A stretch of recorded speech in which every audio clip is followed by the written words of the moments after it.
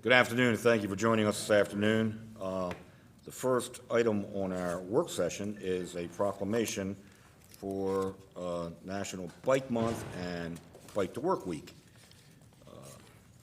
Can I get Jennifer? I just screwed up the proclamation. There we go. Oh, I still screwed up. Can I get Jennifer Fedig, who's the chair of the City of Hagerstown Bicycle Advisory? Okay.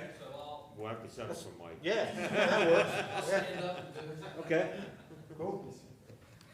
That works.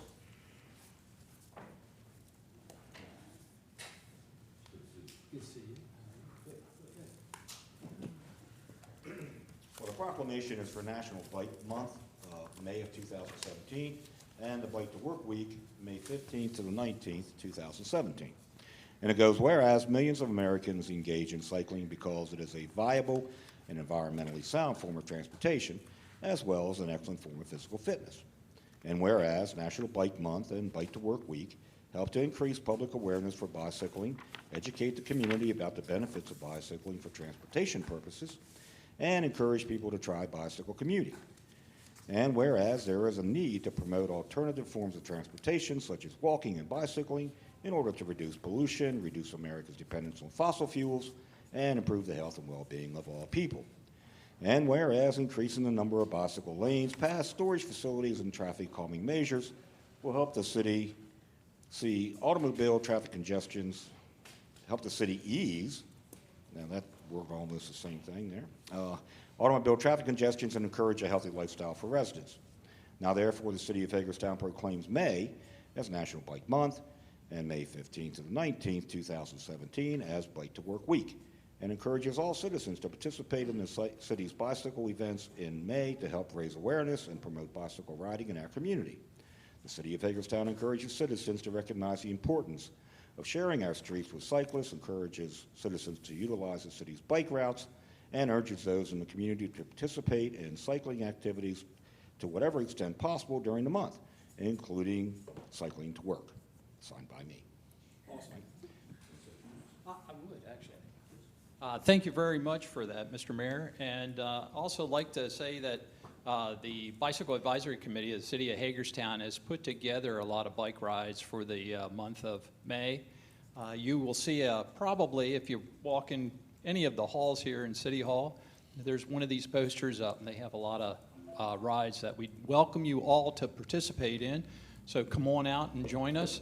On the 13th, which is a Saturday at 9 o'clock out here at the Hagerstown Fairgrounds, it will be our 7th annual ride with a elected official from the City of Hagerstown. So we would really love to have as many elected officials to come out and ride with us and participate in this ride. So thank you very much. Appreciate it.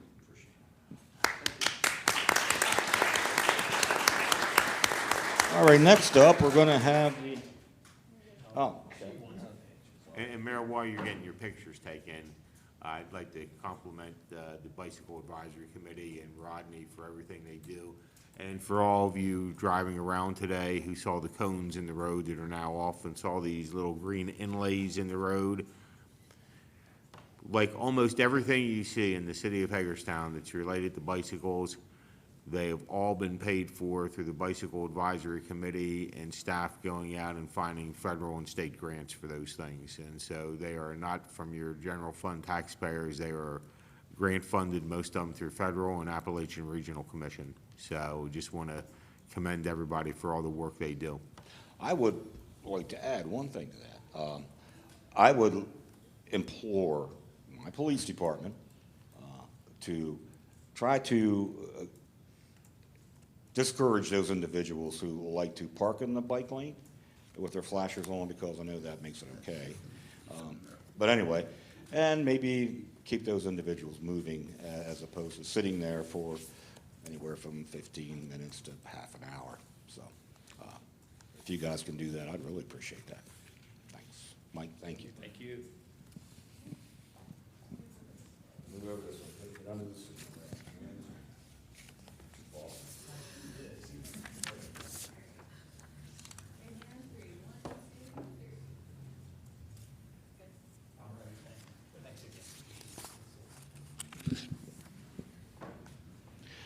Jerry Kendall, you're up next. Citizens Police Academy graduation recognition. I'm gonna give you the mic.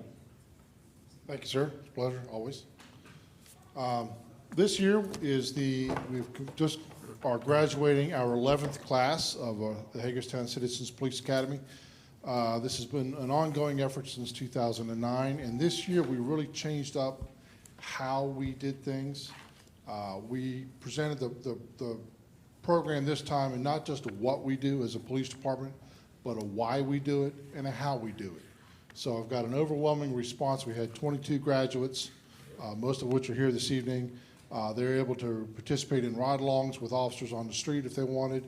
And with the help of Chief Brito, we were also able to bring them back up to the range for a little more experience with actual live fire at the range. So we had a great class, a great experience for everybody. Such a great success. I'm already planning the one for the fall. So without a further ado, if I could get Chief Brito to give me a hand in making these presentations. We have certificates for the folks, not only graduation from the academy, but there's also certificates for completion of the CERT program that which we work with the County Division of Emergency Services. Let's, you do these. I'll do these. And then we have these.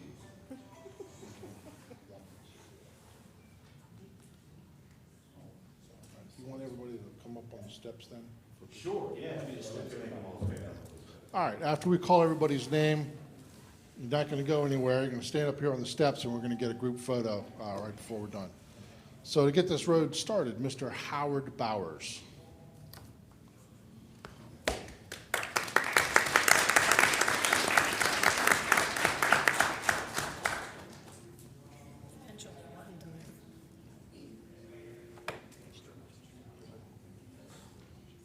We had students in this class ranged in ages from 20 to 98.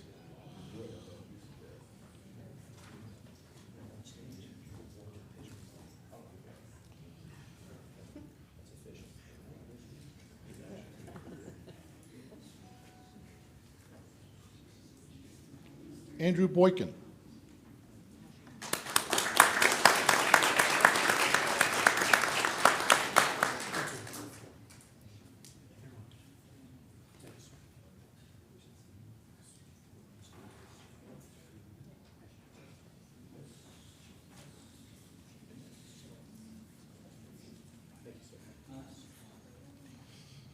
Jenna Carruthers.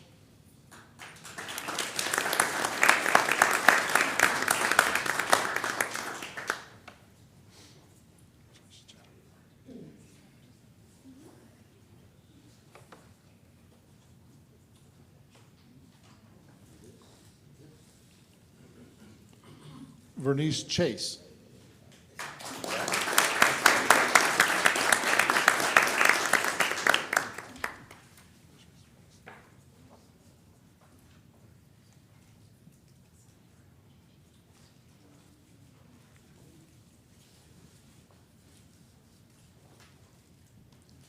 Benjamin Chelebniko.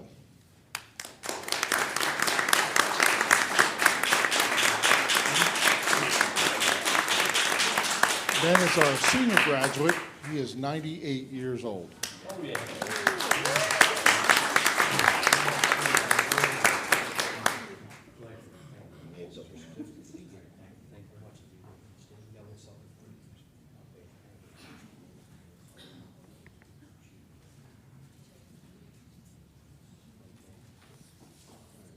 Lynette Cunningham.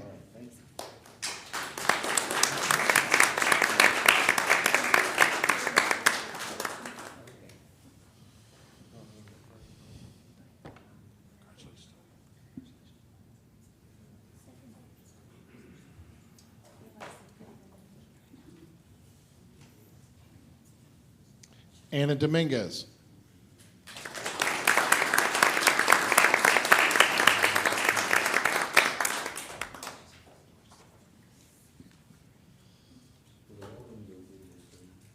No, not all of them. Kay Fowler.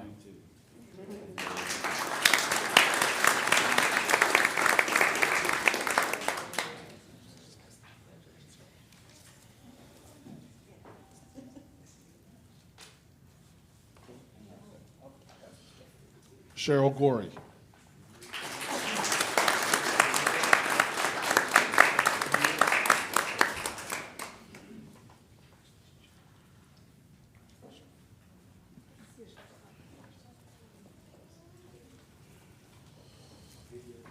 Did Sean make it? Sean Griffin?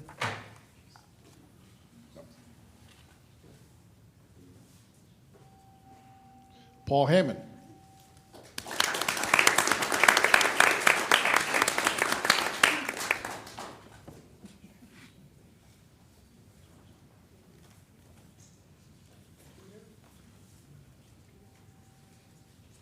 Donald Harcum Sr.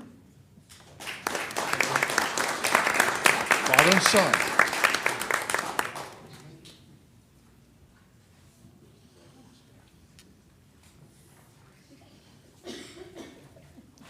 Donald Harcum Jr.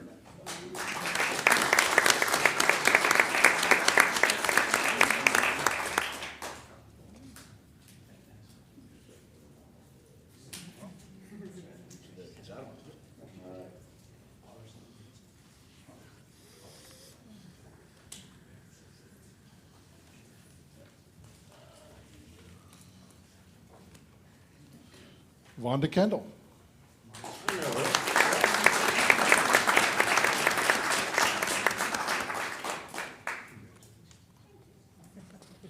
She had to keep track of me.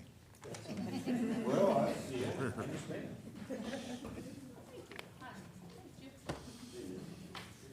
Mary Lynn Metzger.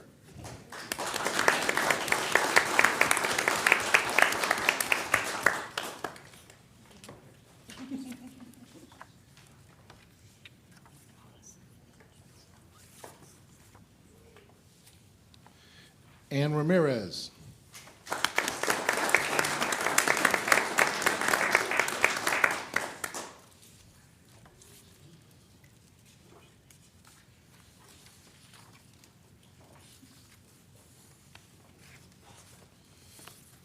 Blake Rath here? Nope.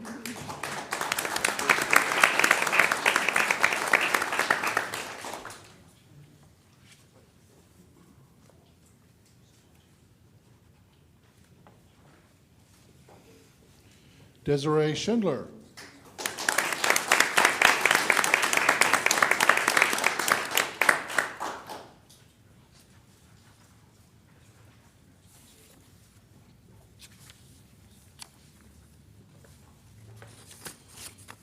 Grace Sprinkle.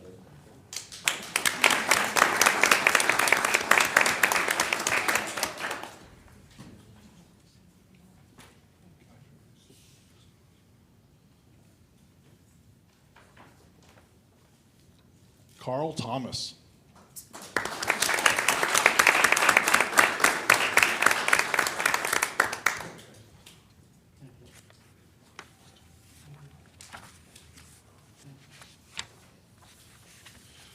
Mr. Toby Wantz.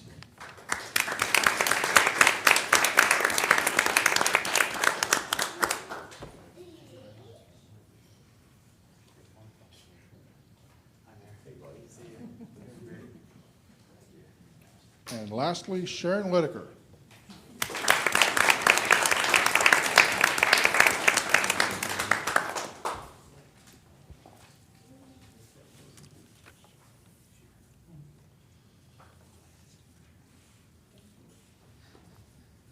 This is the second largest class we've ever had at 22. And this couldn't have been done without the instructors from the police department, a couple of which are here, Lieutenant Hurd and Lieutenant Wright, which gave their time and talents to make this academy a success, and all the other instructors that just have done an outstanding job this year. I need to express my thanks to them. Thank you very much, Jerry. Thank you, Chief, and thank you, you guys, for all your hard work too. Appreciate it. Thank you very much, folks.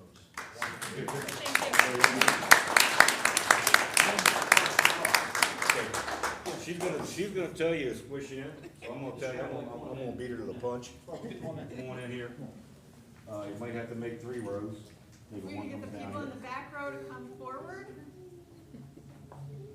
Let's get friendly. Mr. Bowers, if I could get you on the outside here. There we go.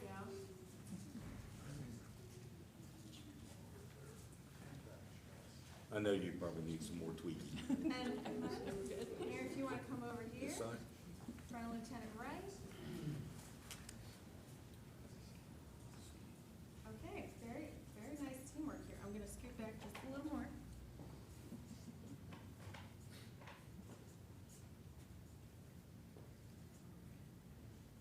Very nice.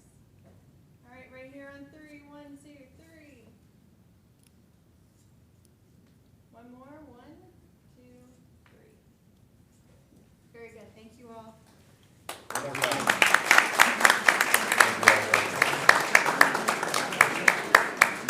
If everybody wants to join me on the 4th floor, we got some snacks. Now, see, it's a good thing I didn't know that beforehand. Cancel the motion.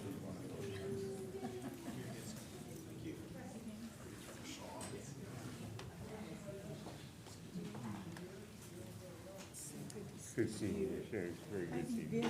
I'm doing okay. How are you? I'm fine. Good. You're looking wonderful.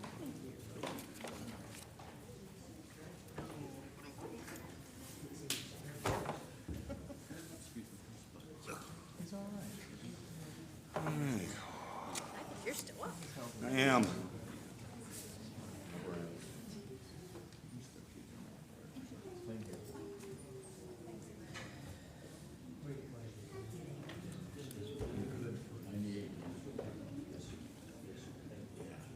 Yeah, that's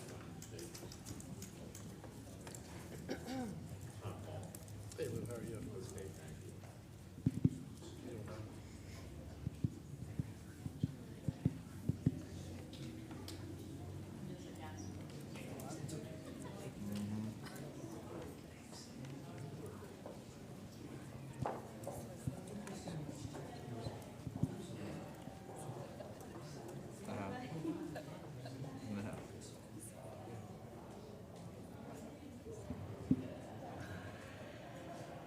We have one more ceremony here this evening, and that is to give some special recognition. And I would like to call up my good friend, Captain Thomas Langston. Yeah, that's you. Yeah, come on.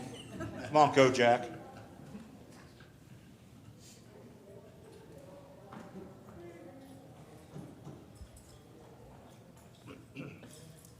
First, good to see you again. Haven't seen you before. This is special recognition. It's given to Captain Thomas Langston of the Hagerstown Police, the Police Department, City of Hagerstown, Maryland. And it goes, the Mayor and City Council would like to recognize Captain Tom Langston on being accepted into the FBI National Academy. The FBI National Academy is a professional course of study for U.S. and international law enforcement leaders nominated by their agency heads because of demonstrating leadership qualities. The 10-week program, which provides coursework in intelligence theory, terrorism and terrorist mindsets, management science, law, behavioral science, law enforcement communication, and forensic science, serves to improve the administration of justice in police departments and agencies at home and abroad, and to raise law enforcement standards, knowledge, and cooperation worldwide. Captain Langston was hired by the City of Hagerstown as a police officer on December 27, 1999. During his career with the city, he was promoted to sergeant on November 16, 2006, promoted to lieutenant on October 5, 2010, and promoted to captain on September 5, 2013. We congratulate Captain Tom Langston on this prestigious opportunity to further advance his police and training skills, and thank him for his dedication and commitment to serving the Hagerstown community. Signed by me.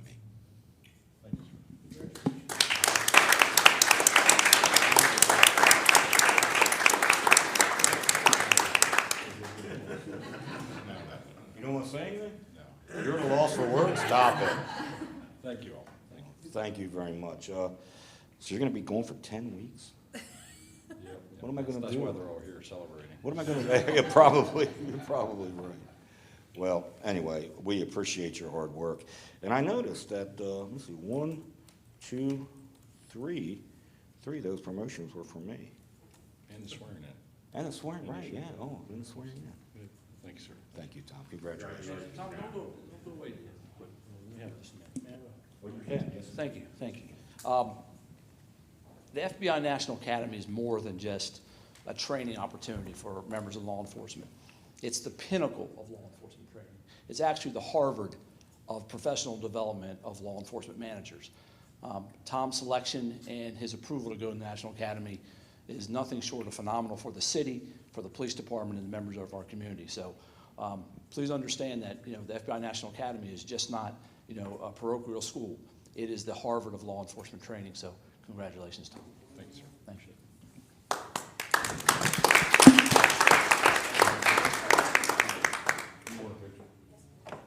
Should we move over this way a little bit? Do you have anybody else here? I think, somebody else is here. Somebody else? They're missing. Miss Eliza?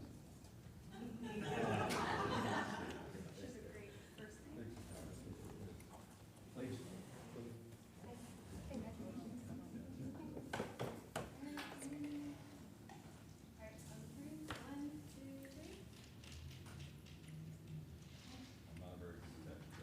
You're not.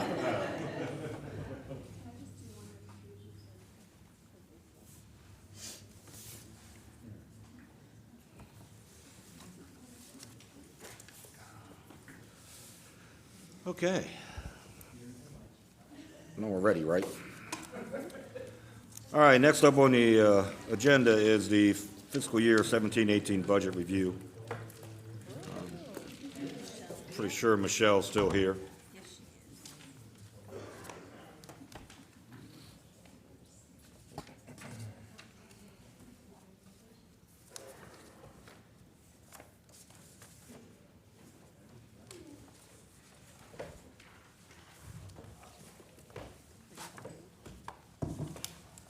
Good evening. We gotta talk to somebody, I can't, it's hard to compete with that. It's a little cruel to come to the table after all that applause. So I'm back this evening, and, thank you. To continue looking over our proposed fiscal year 18 budget and get thoughts and feedback on either the proposed budget for the general fund that was in the book, some of the adjustments that staff brought forth last week, and any new additional thoughts or options. And I think what I'll do is just turn it over to the group for any comments or questions on the adjustments that we looked at last week.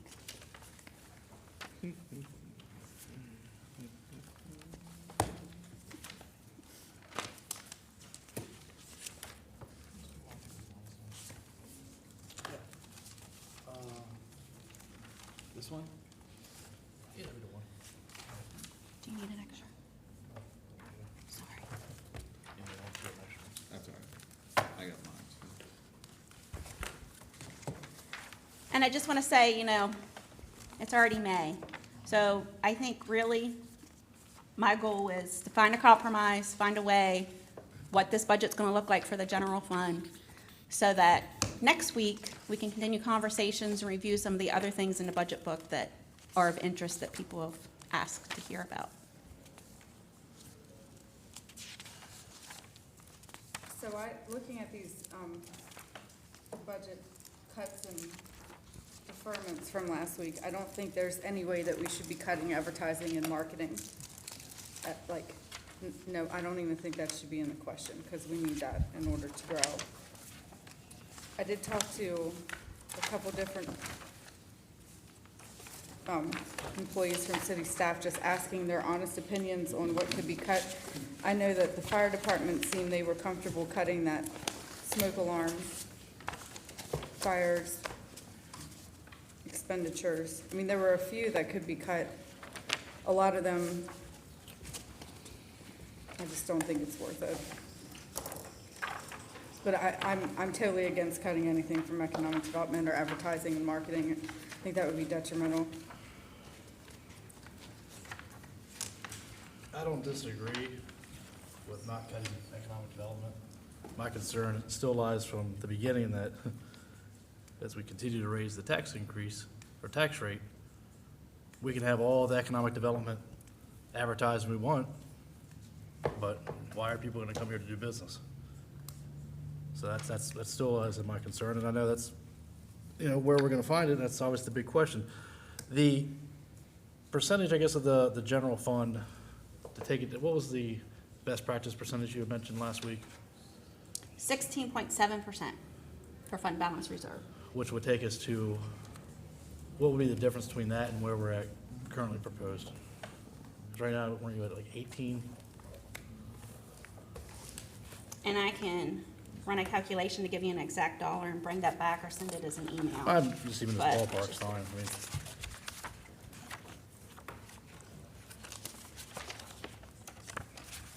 So I would say probably another 700,000, maybe tops.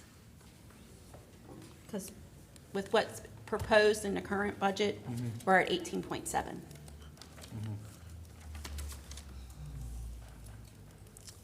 I think that needs to be on the table, What do you want on the table?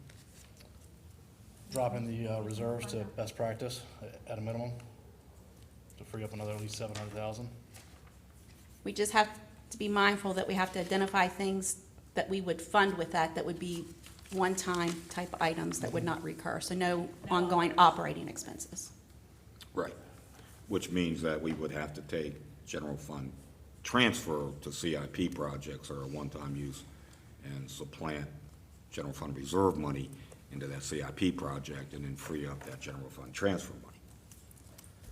Right? Which is about, in the budget book, it was a little over $200,000, but if we look at the proposed cuts from last week, we had looked at reducing it another $113,000. So capital items, transfers from general fund for capital items remaining after that would maybe be $150,000 to $175,000. You lost me there, I'm sorry. All right, so one of the things to use fund balance reserves is that we wouldn't use it for ongoing, recurring, operating type of expenditures. We Right. would only use it for like one-time things. So that means we would need to look in the CIP section at any of the capital projects that we were currently proposing to fund with transfers from the general fund. And in our proposed budget So you're book, talking about this on page 15 here in the back, is this what we're talking about? yes, so go a little bit further. So to look at that schedule would be in section 8 of the budget book. And that specific funding source is actually on page 18. So in the proposed budget, there's $295,000 that would be paid with transfers from general fund. So we could either say all of that we would use fund balance reserve, or when we proposed the additional items last week, there were several capital items on here that we were going to either eliminate or defer. That was another $113,000. So city staff had already looked at these remaining items, and of the 295, had cut another 113,000 of that. So those things could be funded with fund balance reserve if we want. But again, at most, it will only get us another 295,000. Okay.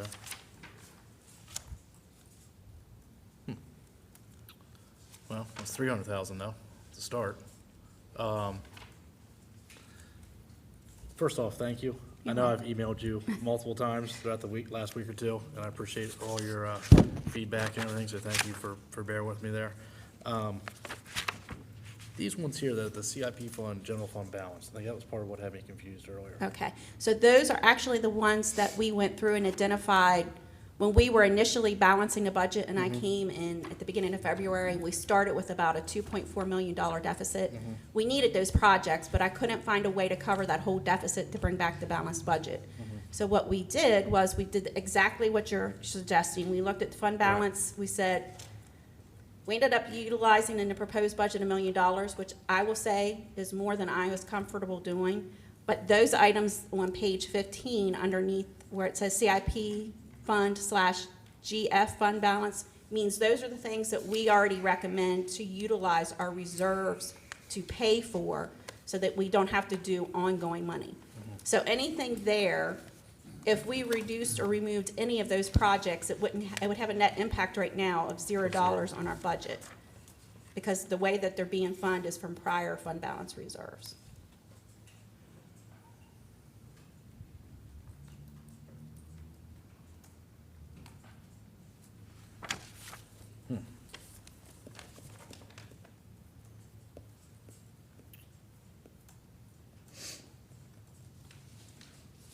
I know one of the things we looked at was I guess and again, I know I'm new to this, I guess my biggest frustration here is when you say that you cannot use it for operational things, I guess why?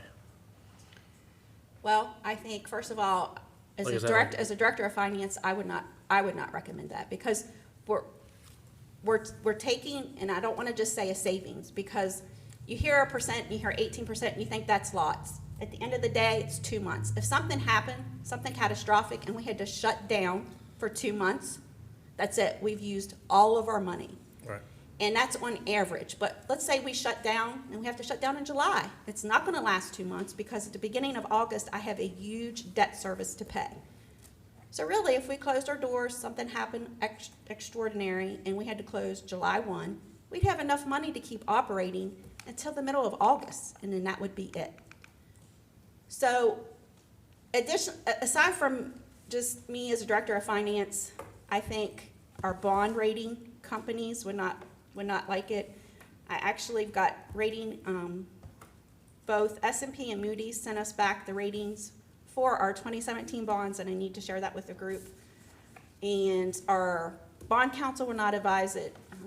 I think just best practices, GFOA, a lot of municipalities wouldn't, because they see it as one step further, and almost like you take that initial slide and you start using it to cover salaries. How do you ever stop that? Once you open the door and use your savings for salaries, how do you And I How do you totally ever agree get with it you, back? But that's where we're at with the whole, I think another way everything to look already. at the difficulty in finance being my background as well, I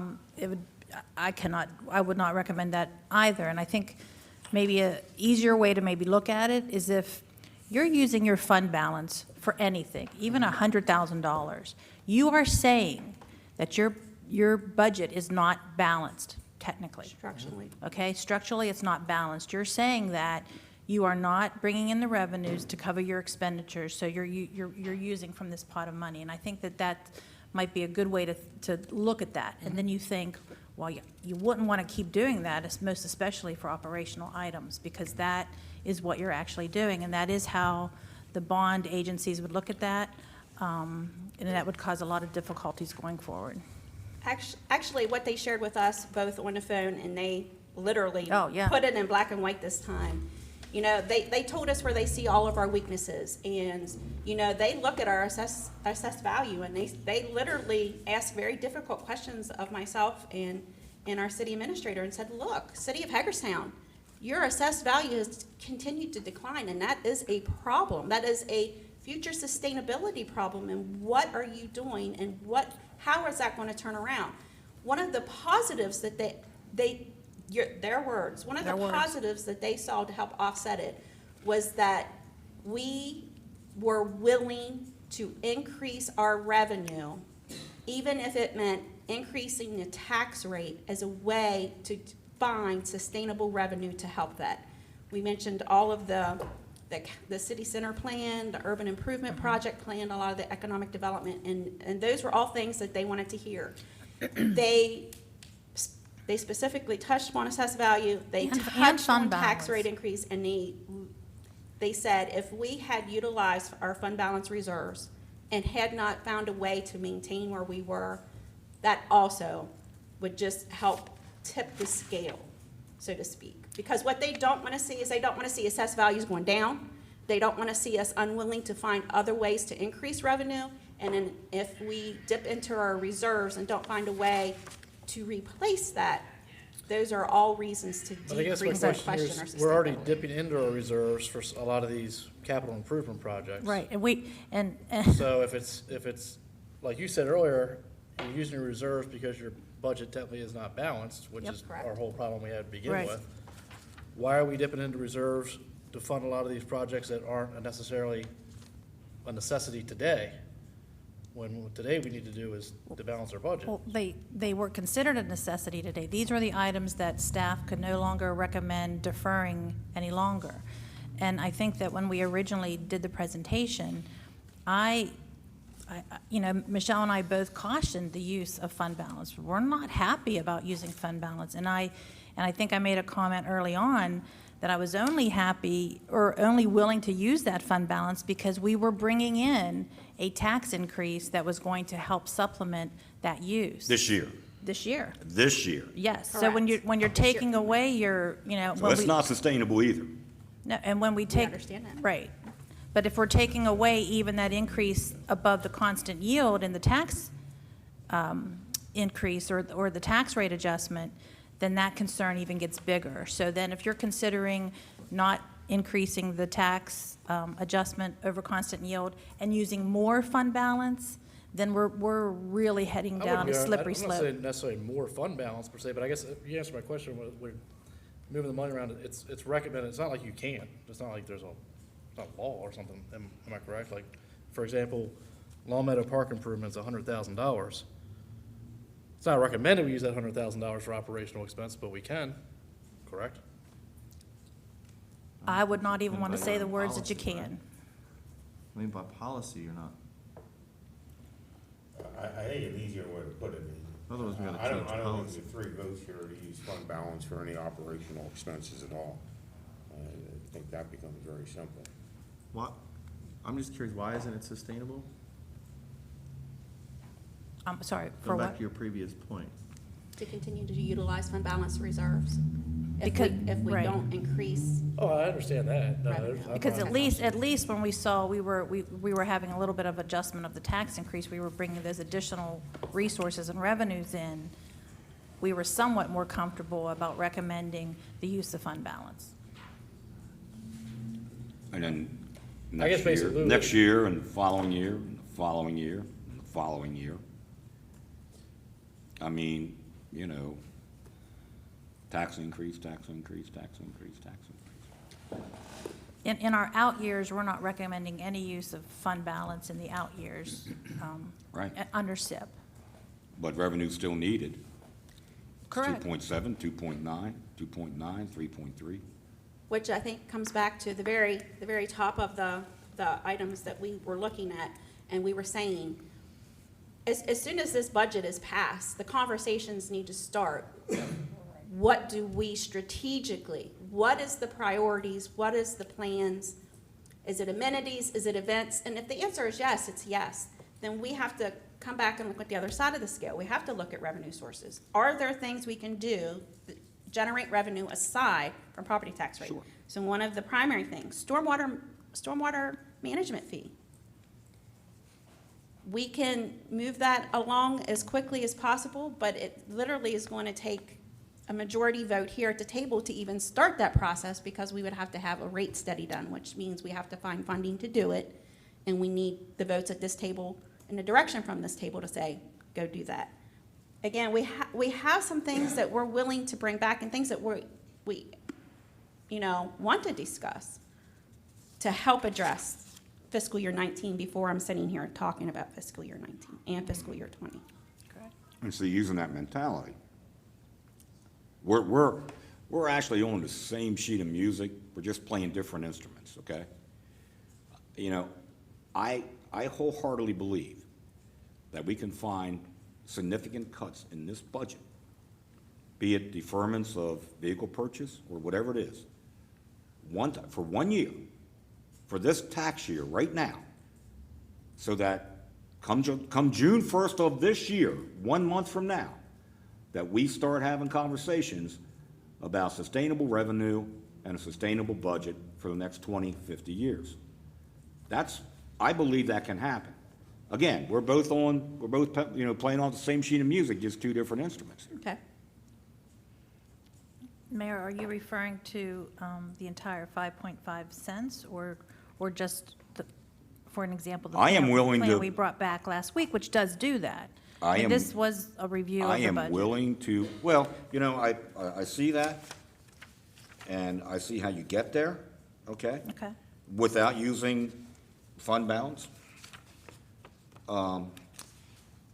What I don't see in here are deferments of any vehicles, or, we're buying a new vehicle for one department that actually is replacing a vehicle that's not outlived its usefulness yet, okay? That could actually be used for another department, but instead we're buying two new vehicles. But the So vehicles. the ones we have under, the ones that we propose to use fund balance reserve, are we talking smaller vehicles, or are we talking Small. larger? Because that's They are part of the smaller, other vehicles. conversation. They aren't bond Okay. vehicles, yeah. So But then see, it- we the did have ones- those under fund balance reserve already, Mr. Mayor. And then the larger vehicles, we have under bond Bond financing. financing. So, again, eliminating a single vehicle or vehicles would not assist us. And we can do that. I'm not In this one year. opposed Unless to reducing the amount of fund balance reserves being Yeah, right. used. Right. Unless you use that money towards operational, which again isn't recommended, but it's possible. It goes down to what Lou said, and I respect that decision. If there's 3 votes that are opposed to that, then that's what it is. But I 100% agree with what you said earlier about we have to find a way coming June 1st to find sustainable revenue. But I think what the mayor's alluding to, and I remain committed to, is trying to bridge that gap between now and then. I don't think that we can sit here, as been said before, and just raise it 5.5 cents and figure it out later. I don't agree with that. I think we gotta find a way to bridge the gap here between now and, 2 weeks. Right. And then I'm all for having everything out on the table. But we've been saying that since January, and we're having the same. No, we haven't said it from conversation in May. January. We've been saying this, we've only been meeting this for like the last, Okay, since month or two. February. Okay, so So- we've been having the same conversation every Tuesday, and we leave with the same results. So is this what we're cutting? What are we cutting? Are we cutting staff? Are we back to this conversation again? I mean, honestly, like, this, it's like a where are broken you with this? record. What is your commitment to the taxpayers of this town? You just wanna raise 5.5 cents and say, all right, Not we'll figure it out next particularly, year? but I'm not gonna sit here and say I'm not going to and not have anything to cut. I mean, I went through this list, and I can go through line by line what I think we should and should not defer, but it's not making that big of a dent. I mean, you have continually said you're not gonna raise taxes, and that looks great in the Herald Mail, but you have offered no solutions, Well, sure, absolutely. Use the fund balance reserves. which is against the finance director who went to school for this and does it for a living. It's against her recommendation. I don't know. I wouldn't run my business like that. I wouldn't want my business to have the potential to get bankrupt in a month and a Wow. half. I can't. The path the city of Hagerstown is on right now is going down that road. If anyone's ever seen what happened in Detroit, that's a, Do you want to use fund balance reserves? Do you, or do you? Is this the solution? Do you? I think your policy dictates you cannot use fund balance reserves for operational expense. In other words, if you're going to do that, you gotta Change the go, policy. you gotta go Right. back and change the policy first. As a body who adopted the policy, you gotta go change it. So, And don't get me So is wrong, that what we're gonna listen, do? I'm not in favor of using general fund balance for operations, expenses. I never have been. I wholeheartedly believe they're one-time use only, and it's for projects or incentives or things like that that can be funded and not operational. So you won't hear that out of my mouth. I don't think. Lou and I had a conversation downstairs a little while ago about this budget, and, you know, and Valerie, you've already asked me. Listen, I wholeheartedly believe that if we can maintain the constant yield and find the cuts to do that, to maintain the constant yield, and then use some fund balance reserve for economic incentives. I know we'll have to rename them because we've used it before. But that way, we're giving ourselves a minor cut and putting a Band-Aid on it at the same time for 1 year. And again, we actually have to start having discussions June 1st on how do we put together enhanced revenues for us to sustain budget for the next 20 to 50 years, and not just for the next 3. And I hope we can do that. I just don't want to be at this table again next year raising taxes 11 cents because we deferred a bunch of stuff and made it worse on ourselves. It's gonna take a That's- commitment to make those changes. Okay? Well, if you don't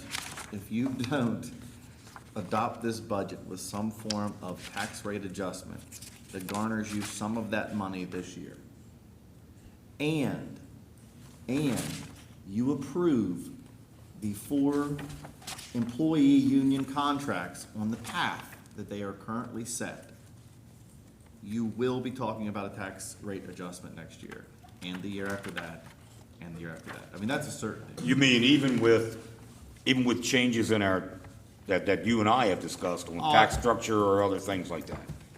Oh, yeah, those are tax adjustments. I understand. Yeah. Okay.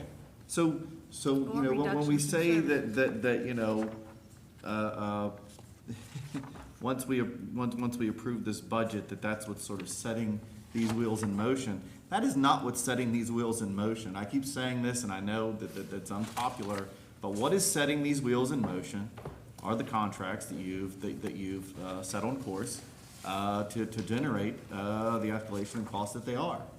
And once you lock yourself into that path, which we clearly have, you have locked yourself into a path of adjusting revenue to accommodate for it. That's just a fact. And Kristen's totally right.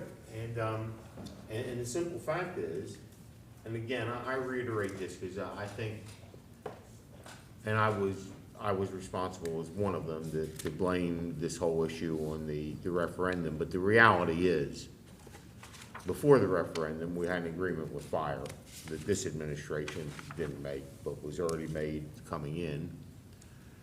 And secondly, with the police department. I mean, you don't approve their budget, we don't have police officers. It's just simple as that. We're paying them what we have to pay them to get them here. Every department in the country is looking for police officers, and they're all paying more than we are as you go east. We have a lot of things going for us other than money, though. I mean, I think I'd rather work here than in Baltimore City if I were a police officer, even for a little less pay. And that's a reality, and our citizens need fire protection, they need police protection. And Mayor, you know, I agree with everything you say. I just reiterate the fact, though, that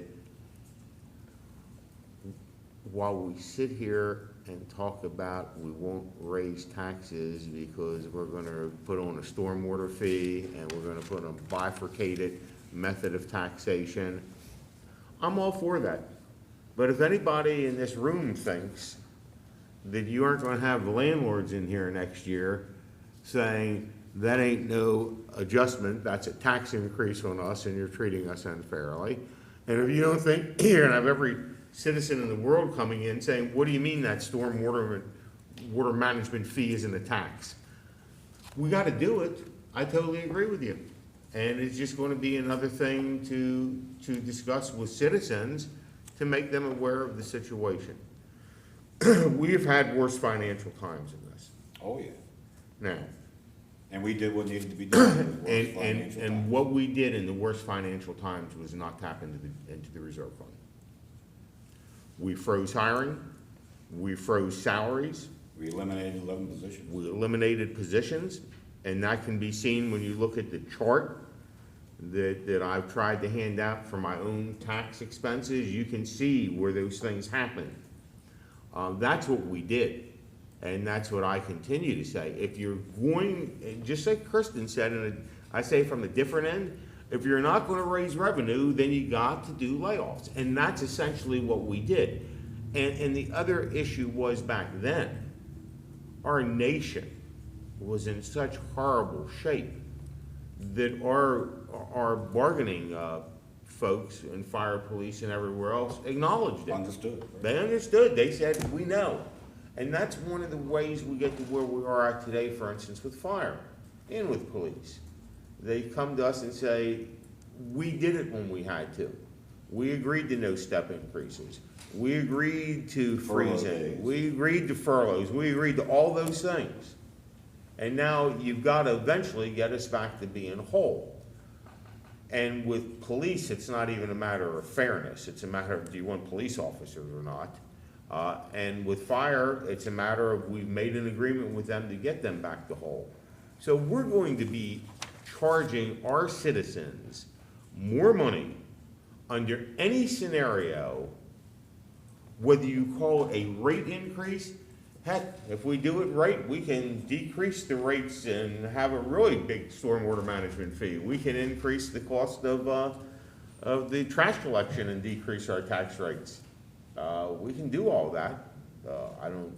For me, it's looking at the citizen saying, I'm not willing to engage in smoke and mirrors. We do need these things, and the stormwater management fee will cover obviously nonprofits and others, which is a new revenue makes source. it more fair. New revenue source. And I agree with the theory that, yeah, if I'm assessed at the same thing as the rental place is assessed at, and that's a money-making business, that there should be, but who's getting who? That's gonna get handed down eventually to the tenants anyways, and we know that, but that's the other revenue source. And as I've said, if folks can come up with something to cut, I'd be agreeable to it if I see it. I don't think cutting amenities, when you have a population that 27% are in poverty, to start saying, well, let's cut our parks, let's cut the free things out that these people can enjoy, and then complain about crime when there's nothing that the city offers, I don't see cutting out the amenities. I think we've already said fire and police, I mean, you know, you can talk about, and everything we seem to get to talk about, we're told staff has already been sharp enough with their pencils to say, well, we did this through bond financing, or we did this through general fund. I think what we're hearing from staff is how much they have tried to do all this while keeping our staffing levels intact. And the only staffing levels that I'm aware of that have increased over the years are fire and police. And I don't hear anybody asking that they be reduced. I don't hear anybody asking that we cut out cameras, safety, police cameras. And I don't know where you cut out on the other staffing. I mean, we get complaints that our city is too dirty, and I'm seeing the day all day today with our staff all around the city, our planners, and doing things to beautify it. And that's the place we're in, and we can find little things to cut, but I'm not sure we can get to the money. I don't think anything's been shown to get us there at this stage, other than, I mean, you know, and I don't know how much you can get out of it, and I know you don't like it either, but and I've always taken the position, if you're gonna do the lesser of two evils, because I think they're both evil, but if you're gonna do the lesser of the two evils, it'd be the OPEB contribution this year. It wouldn't be general fund, but it would be OPEB. And like I say, I know you don't like that idea either.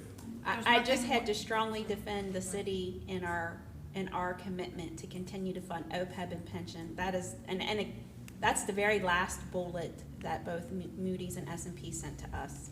Can you what are forward those we doing? emails and stuff to me so that I can I will. peruse I'd them be too? more than happy. And actually, we've And I been agree with you. talking, we want to bring in our financial consultant to actually walk through those, because I know you've been hearing it from me. And I guess with that being said, we did maintain our ratings. Yes, We for should both say that. S&P We and did Moody's. maintain And our listen, in relation to that, you know, I think the state of Maryland is done a disservice. And when we think about not contributing to OPEB, we really owe a duty to think about the people that are gonna come after us, that we leave them with that. I know there's a lot of states that are going to be in serious problems with paying off pensions, that aren't properly funded. But again, if I had the choice between using general fund reserves or using OPEB, I would do that. And again, I don't even know how much you could get to with the OPEB, given the fact that it's not all general fund stuff, and you know, I don't know that you get us anywhere. And then the problem is, if we do that and find out that it affects our rating next year, then what we've done is we've saved the penny to spend the buck. And Because- just as a reminder, it comes out of the health insurance fund, and we did move almost $500,000 from the health insurance fund, one time, back to the general. back to the general fund. So in this proposed budget, I have a one-time revenue source of $500,000 that will not sustain, we can't do it next year, plus the $1 million in our fund balance reserve. So I have $1.5 million in one-time revenue sources in 18 budget, just to get it to the. So And in when a you sense, talk we about- have already looked at making a We've really OPEB tried. type I adjustment. know you have. Yeah. And when you talk about slippery slopes, Mayor, and you and I both know this, I think in the last 22 years that I can speak of, I don't think general reserve funds were voluntarily, knowingly used for probably 18 of those 22 years. And then when they started to get used, it was like, oh, well, we can use general fund money, I mean, reserve for this, for this, for this. It went from never being touched to a source of, let's use this money, to now we're down to getting down to where we're still fine because we have good government here.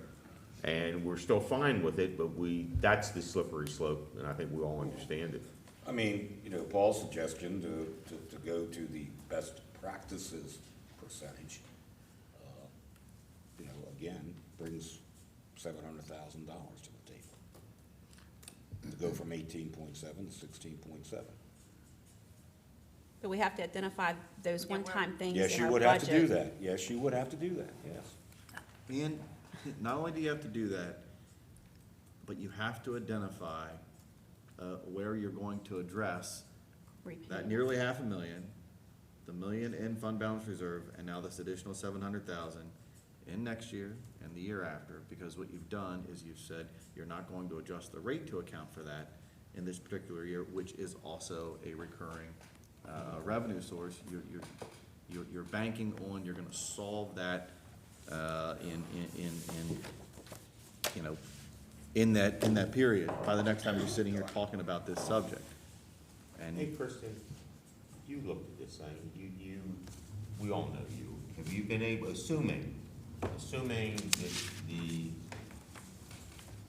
contracts get approved, making that assumption, can you find anywhere to cut? I think that from the sheet the staff gave, at No, we're not best. talking about the sheet the staff gave. I know. Well, I mean, that's the items that we've sort of beat around, this table. I think you can identify about 250 on the revenue side and 250 on the expense side. And I think that 250 on the expense side is subject to the degree to which folks, have an appetite for it. I mean, in the capital projects, I circled 4 that I was good Tell us with. what they are.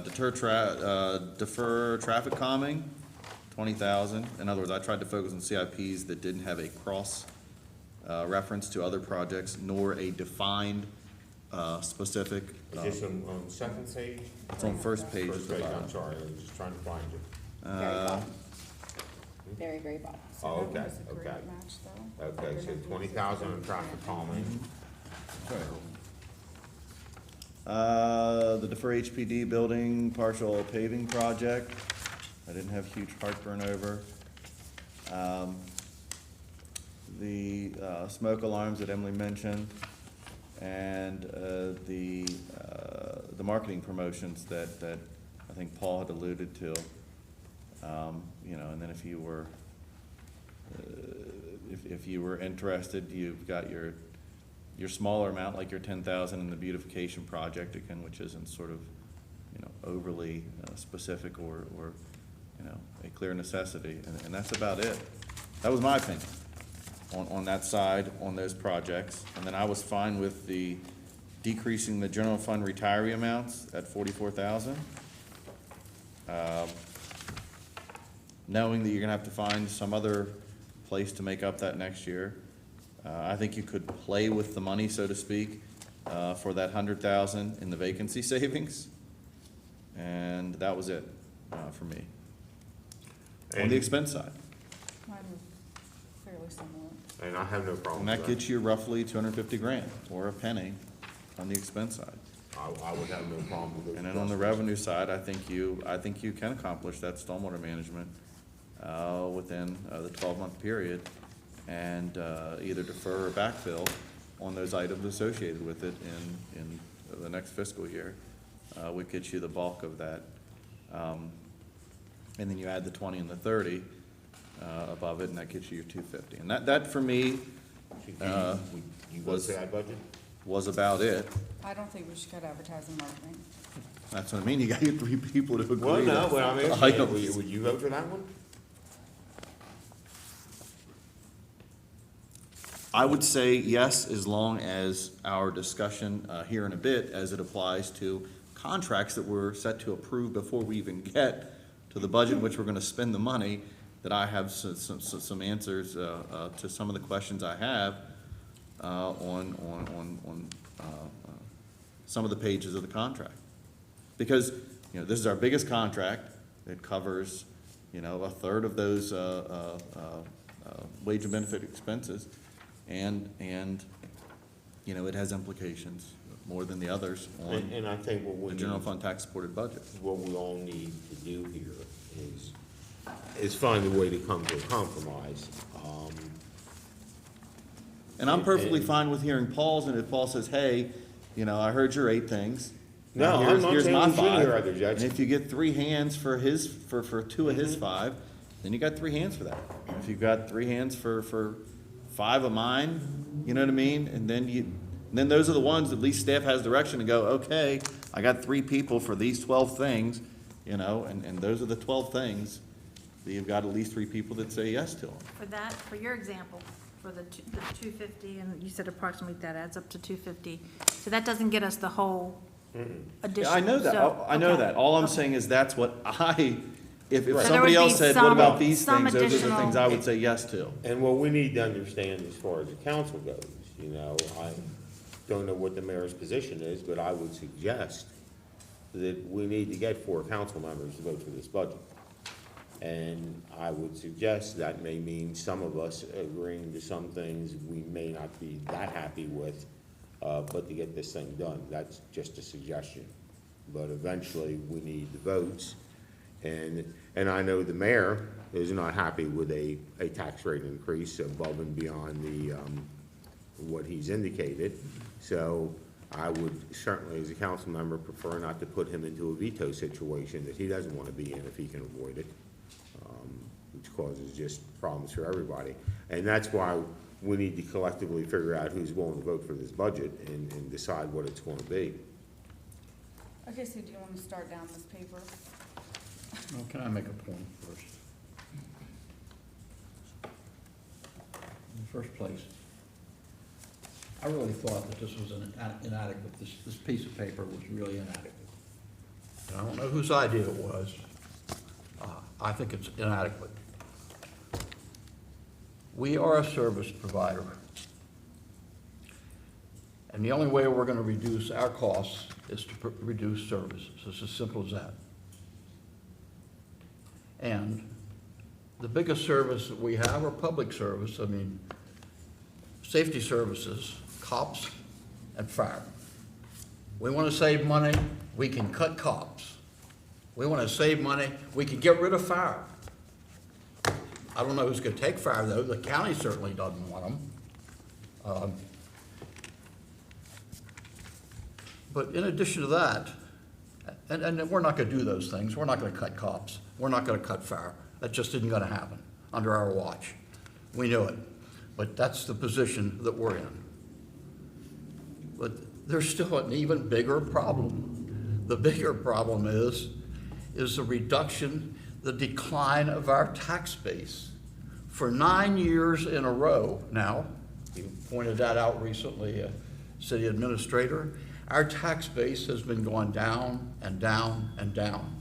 Someday it's gonna reach 0. And then, Mayor, what do? We'll be doing a hell of a lot of cutting then.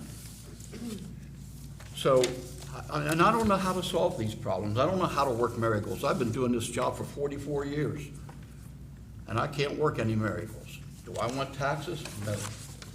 During my 36 years in Annapolis, I voted for 2 taxes, one of which got the University of Maryland here. And I got criticized like mad for voting even for that one. But the fact is, this nickel and dime stuff isn't gonna cut it, because next year, we're gonna have a real reckoning then.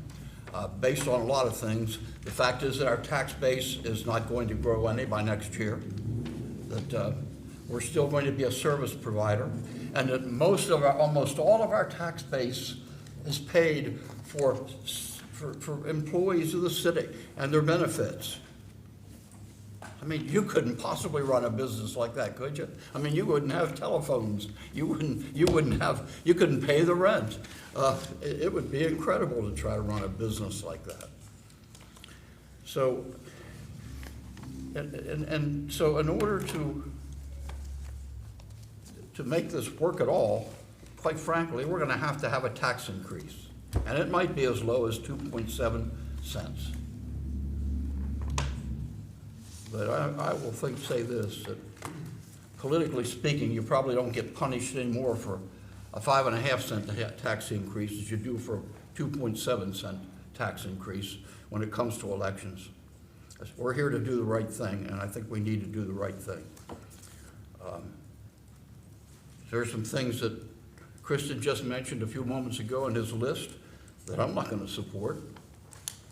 But I do think that by doing what Kristen said, maybe we can get to a point where there will be sufficient votes to pass this.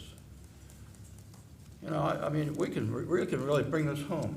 You want to get rid of the expenditure reductions. You want to get rid of harvest hoedown, the recreational budget, reduce music by the lake.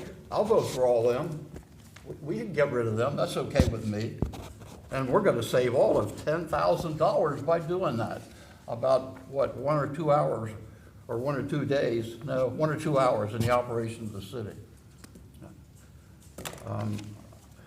Until we figure some way to build tax base, and I don't have easy answers, and to reduce employees, and without reducing services, we're going to be in this situation every year.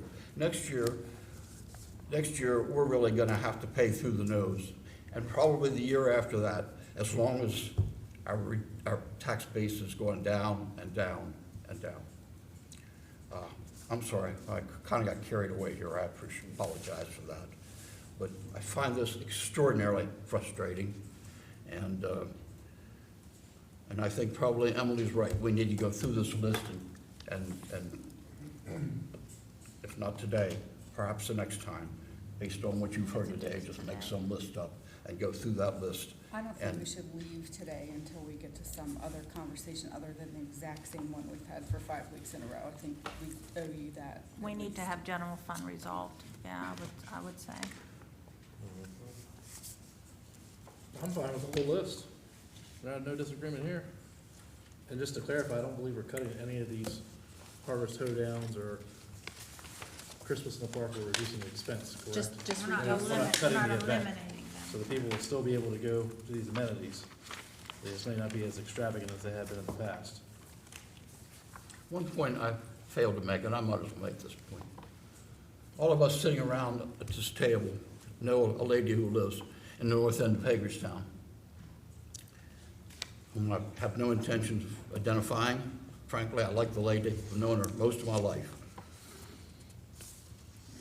But I do know this about her, that because of the reduction in her taxes, because our tax base has gone down so much, even if she gets a tax increase of 5.5 cents, she's going to be paying $400 a year less in taxes than she has paid most recently. $400 a year, because our tax base is slipping so badly. Her assessment went down so much. And that includes the 5.5 cents tax increase. So there are going to be a lot of people, 80% of the people in Hagerstown got a tax, when they were reassessed, got a lower reassessment number. Isn't that right? About 75, 80%? I don't know that they specifically told us. Well, I think that's a number that Kristen mentioned earlier. So there's obviously clearly a mixed bag when it comes to paying taxes because of the reassessment going down. But a lot of people are going to benefit from it a lot, including this one particular woman who was probably indicative of a number of people around the city. Hey, I wish I could work miracles. All of us want to work miracles, but it's when you have to make the decisions at our level, there aren't any. Okay. Paul, can I? What I hear constantly, so far, at least anyway, from the three council members, Kristen, Lou, and Don, is that our budget woes are gonna be our budget woes because of personnel. So, do you have any suggestions about how to control the out-year budgets regarding personnel? Mayor? I mean, do you Yeah, have I any do. I cuts in have a suggestion. personnel that, you know? I do have a suggestion. Sure, Don? I think that what we need to do,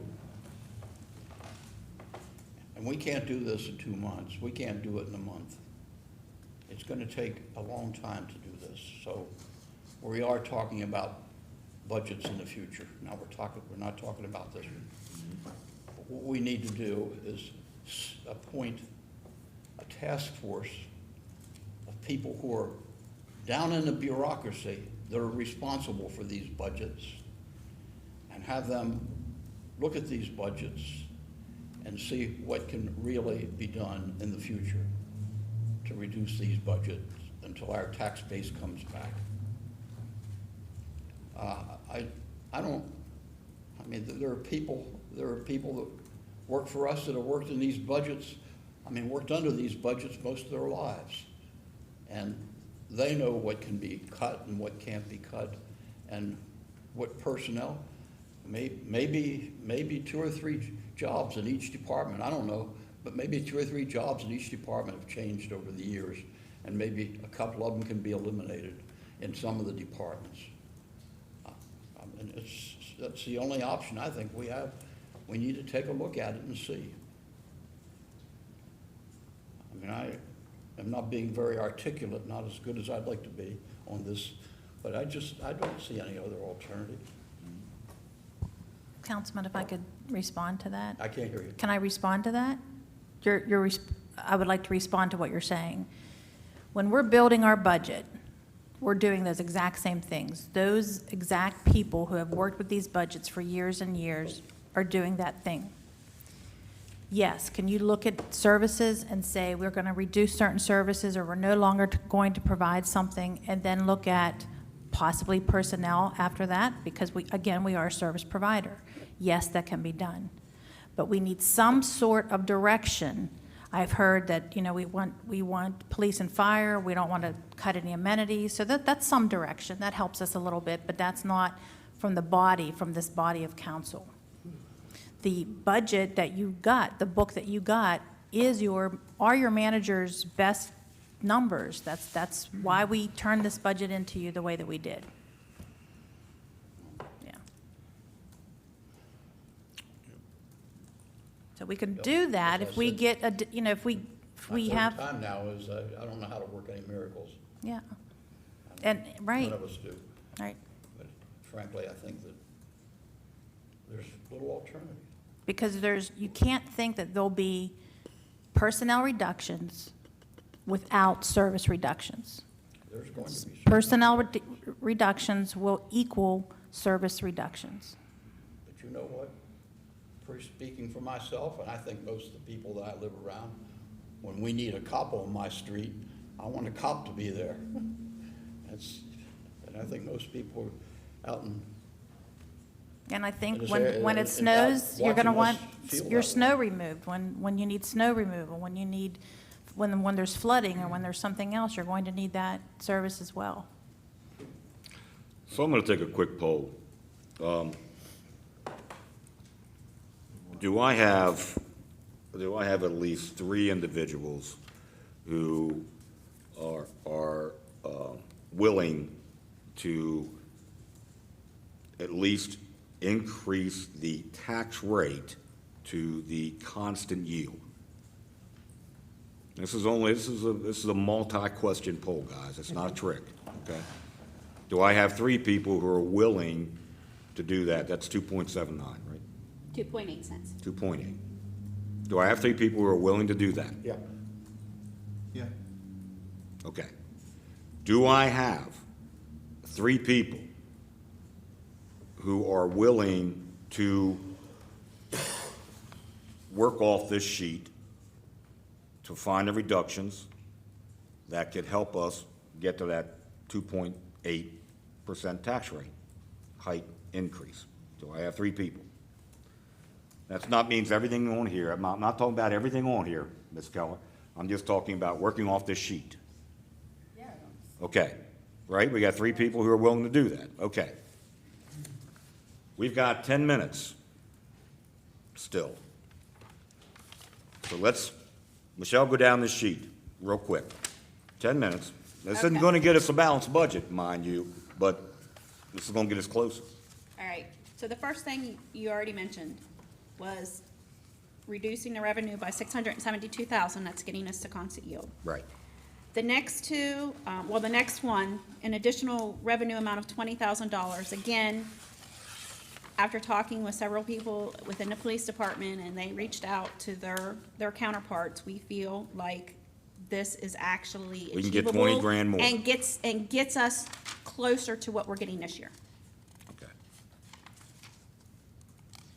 That's an increase of 20 grand. That's an increase of 20,000. Okay, keep going. We want to get okays at each point, or? Until somebody objects, just keep going. Let's do it that way. Okay. $30,000 to sell 3 of 8 train cabooses. That should, Lee- yeah, I'm okay with that, but that'll be great headlines in the Huffington Post in a couple of days. $200,000 affiliated with stormwater management fee, which means a commitment that we're going to move forwards in this year to do that so that we actually achieve this $200,000. And there's a chance that we can collaborate with the county on this also, so that's, For stormwater management fee? yes. I think it'd be premature to go with that if we haven't, for this budget cycle, correct? To help If balance we're this talking budget. about a potential tax restructure in 2018, I think those two things should be looked at together. That's just my 2 cents, but if you got 3, that's. Well, up to you guys. let's keep in mind what I just said. I understand It what you could be a said. collaboration with the county and the city Right. on this issue, period. Yeah, but we need the money in 12 months, right? I understand that, yeah. And before 12 months. Collaboration's usually a lot slower than that. Well, it doesn't have to be. Unfortunately, it is when it comes to government in general, but let's hope it's not that way now. Am I leaving it or striking it? You're leaving it. You got 3? Do I have 3? Yep. Yes. All right. The next, maybe we could just do it all as one, reduce, and it says, and/or eliminate events because there were 2 events. One was $1,000, one was $800 that we simply don't do every single year. All of those combined equal $31,800. Are we good with all of them, or do I need to go line by line? How far down this list you going? You talking about the reductions? So the reduce and/or, so now I'm on the expense side. Reduce and/or eliminate events, I'm starting with Harvest Hoedown and ending with Veterans World War II trip. So I'm starting with the 2,000 and going to the 800. All of those equal $31,800. We good? No, I'm not voting for that. Okay, Don, which ones would you either vote for or against? I'm not gonna vote for any. Okay. Do I have I'm 3 fine other with the whole people? list, so, Paul's fine with the whole list, Emily? I mean, from top to bottom, so I think more, might be easier if who's objecting to 1 or 2 of these. I think you only had a couple you guys were objecting to begin with. I'm objecting in this manner. I just think that we're not equipped to make that sort of micro decision. My suggestion I wrote down was simply just identify 10,000. You've got, and even Paul alluded to in his reach out to the Blues Fest, you know what I mean? So somewhere in this budget of event oriented activities, I just put 10,000, and that was. Well, there's $33,000 worth of suggestions here. 31,800. 31,000. I mean, staff Eight did hundred. go No, down, I was we discussed reducing each that people. down to To 10. 10. And just wherever they find that 10 during the course of the year, sounds great. I have no problem with that theory. I can agree with that too. Okay, so you So I have 3 on that. I have a 3 for 10,000, so now we need to make up another, okay. Okay. Yeah, now you gotta make up another 21.8. Make sure, No. I disagree. Kristen is reducing it to 10,000. That's right. It's a $23,000 That's, reduction, that's right. right? No. 10 total. 10 reduction total. That's right. So we have I'm putting back in 31,800 now. 23. Okay, that's fine. Okay, so instead of eliminating 31,800, we're Eliminating 10. reducing 10,000, so now we got another We gotta 21,000. add 21,800 Somewhere. back on the expense side, right? Correct.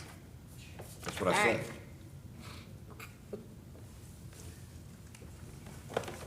We're trying to Redu- reduce expenses here, right? Reduce part-time and seasonal did, but staff ten. hours in the parks to close all parks at dusk I'm a no. versus 10 PM. All right, that's another, add 10 more grand. Okay, Paul, you wanna turn the lights off at dusk at the Most park? parks and most municipalities close at dusk. You see signs all the time, park closed at dusk. I have no problem with it. Okay. so I got one. We don't have three, we don't have three. Okay. $100,000 in general fund vacancy savings for all staff and positions, full-time, part-time, by can't- waiting 4 months. I can't agree with this because we have certain staff positions that need to be filled. As we all know, our personnel director's leaving, and we shouldn't I have don't to think wait. she's in this mix, We is shouldn't she? have to wait 4 months until we get a new She's not in personnel. this mix. She's not, after July 1. This would be anything that comes up after Then the July new 1. personnel director might leave. We can't stand 4 months without a personnel Can't have it both director. ways. You just sat here a minute ago and said we need to You look can- at how to reduce positions, possibly 2 or 3 employees per You thing. can but now vote you any have- way you want to. I'm voting what I think is perfectly sensible. It makes I no will sense, not though, support but this. it's fine. You vote for it. If it has 3 votes, it wins. It's fine. And this is in Keep doing addition to something the you want. 200,000 I already have in here, so that's, Okay, are we good on the 100,000 reduction?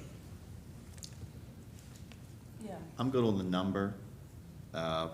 Again, I don't wanna Right, get down into the Kristen's right. weeds. Right, you're good of with the 100. 4 months. thank you. And I think Kristen and Don are both right.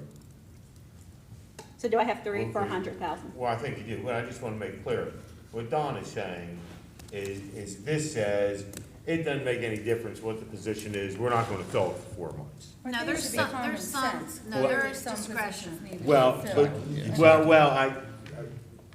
that's fine, but the problem is that's not what this says. We're running out of time, people. And I think that's what Don was alluding to, that's all. Okay. So yes, Mary, you So- got. Okay, we got So three, if we got three, If we have, if What? we use discretion, yes. Yeah. we got 3 on the Do $100,000 you have any type of savings. ballpark number what a hiring freeze would be? I think we have to I think we have to define what the hiring freeze is. Are we saying we're not hiring anything across the board, full-time, part-time, seasonal, period, as of this date, and just, when do we lift it? I think the timing of what we're I guess it's- defining as You Is mean it- all hiring. year, all departments? Well, it's And you're alluding not back to giving- things that, as Lou had mentioned before, were happening in the tough years, where there were hiring freezes. There was, those things that he spoke with. I mean, I'm sure there was begin dates and end dates, and I'm just asking the question.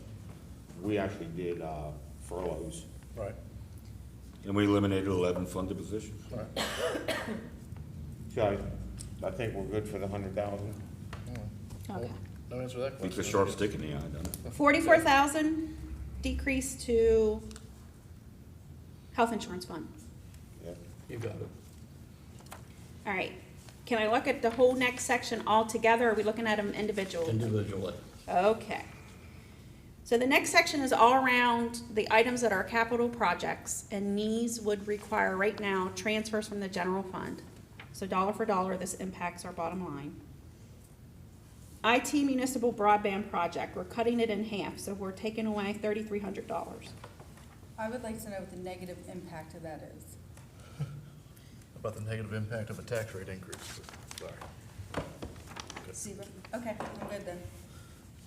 I oppose that vigorously.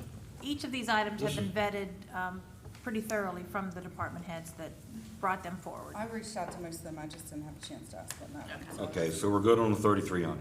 I heard My one. vote, you're not. All right, do I have 3 people? If you got 3 votes, you're. I'm a no. Oh, no. So you have 2 no's. Got 2 no's so far. 3 no? So we're leaving the 3,300, Okay. even though Scott said it's okay. We left Yes. some in that project. Okay, We cut it in half. right. And I did, despite what any of them tell you, I did not do bodily harm to any of them to get these amounts. They all gave them willingly. Reduce Hagerstown Ice Rink project. So wait, 3,300 is a no? I oppose that, Mayor. How much is the Hagerstown Ice Rink project in totality? 15 in that. Yes. So we're giving 10 grand and eliminating 5. I oppose, Ronnie, can you make that work? I oppose cutting them. I understand. Rodney says he can make And I that work. oppose Go it ahead. because we, the previous city council, the ones over here, worked really, really hard to get this, to get the ice rink profitable. It was not profitable. A whole lot of work and a whole lot of effort went into it. And now it's to the point where it is making money, and it's going to be even better in the future. And here we're taking this probably most successful thing we have in the city and zapping them. That's a real, I just don't see that that's a good thing. So the ice rink is profitable, which means that we don't pay the electric there anymore, right? We do pay the electric bill. We do. And that was an agreement that we made with them before I got on the council. Are there other things that we pay, Rodney, out of the city budget? Out of general fund? Utilities. All utilities? Will be used to capital improvements like the ice making equipment. Right. Okay. Just trying to make sure And they're I'm starting on the to right pay page. Do I have 3 people that say we can cut $5,000 out of 15 to make this project? Rodney says we can do it. Can we? If Roger says he can do it, I'm fine with it. If I had my choice, I'd rather cut 5,000 out of the one place that doesn't even appear here, and is that because it's, well, we do have general fund contribution, that's golf. We can't find $5,000 to take away from the golf course? We got $65,000 in a backhoe we can take away from the golf course. I mean, I wanna get this done, so I'm good, let's keep going. So there's a 3 vote, okay. Next, traffic calming, 20,000. Do I have 3? No. I'm a yes. Oh, yes, yeah, on that one, yes. I'm okay with it. Signal timing optimization, 20,000. I'm no. No. Cool. How many no's? How many yeses? And I. You don't have 3. I'm a yes on that. Well, the reason I say no is I just wanna remind everybody of what Kristen referred to last time about. the It's a no, yes. Okay, we got it. It's a no, Lou. Let's keep moving. Okay. Defer HPD partial paving project, Yes. $30,000. We okay with that, chief? Got to run around on rough terrain up there in the parking lot. We're tough people. I figured you could. Reduce downtown beautification project by $10,000. That doesn't mean cut it out altogether, right? That's reduced by Okay. $10,000. How much is left in that? Not a whole lot. We're cutting it about half. Is it? But there's other beautification monies in Exactly. operational, yeah. It's fine. Okay. LED signal lights project, by $5,000. I'm a no. No. I'm a no as well. Now, is that in totality? There was only 5,000 in that project to begin with? There's only 5 there. It's one. Okay, all right, we're keeping the 5 then. Signal controller upgrades, I'm sure we're keeping that, $20,000, right? Right. Correct. Okay, all right. All right, see, I can work with you guys. Yeah, you got it. All right, I'm adding that back. All right. Tipping fees. Are you fine? The next section has been identified by the individual departments, and we've looked at specific line items. Do you really wish to look at the fine. line items? I'm fine with all them. From $23,000 down to $2,000? Or, I think I heard no's to some of the marketing and promotion, but again, it's what the department can give. So I'm already gonna have to go find additional monies, and so this time I may have some complaints from the departments to find other places to make up. Okay. What's the implication of both the city administrator and the city clerk losing this money? Is it gonna affect their ability to provide the information for us to do our job? Donna, Valerie. Mine was going to be training related. I'm sorry, a little louder, please. Mine was going to be training related. what about you, Don? Can still provide the information, reduce some of the anticipated legal notices, is where a lot of that came from. So where are we at now for the? Was there an increase in your budget over last year's amount before we started? Very little. Was it 2,000? I don't know. 50. I really feel like reducing advertising and marketing is not a good decision to make. Where we have struggled for so many years in that aspect, and we finally have been doing good there. We have so many things we need to be advertising, and how do you make businesses and people want to come here without being able to advertise? That's that's not how it works, so I can't, I'm against that. I mean, if that department thinks they can give up 24,000, then that's fine, but to me, that's like, you can't grow without advertising, that's like business 101. I agree with Emily. Scott, can you come up and address that a little bit?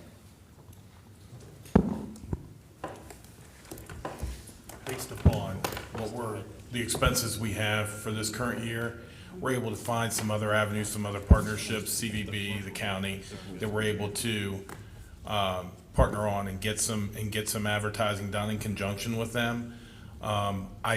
In speaking with Aaron, I don't believe that a $24,000 reduction in the budget, as long as we implement those modifications to how we do advertising, use social media more. A lot of that expense has to do with a lot of print advertising. Get away from that, go more towards a social networking, online digital ads. I don't think that's going to be an issue.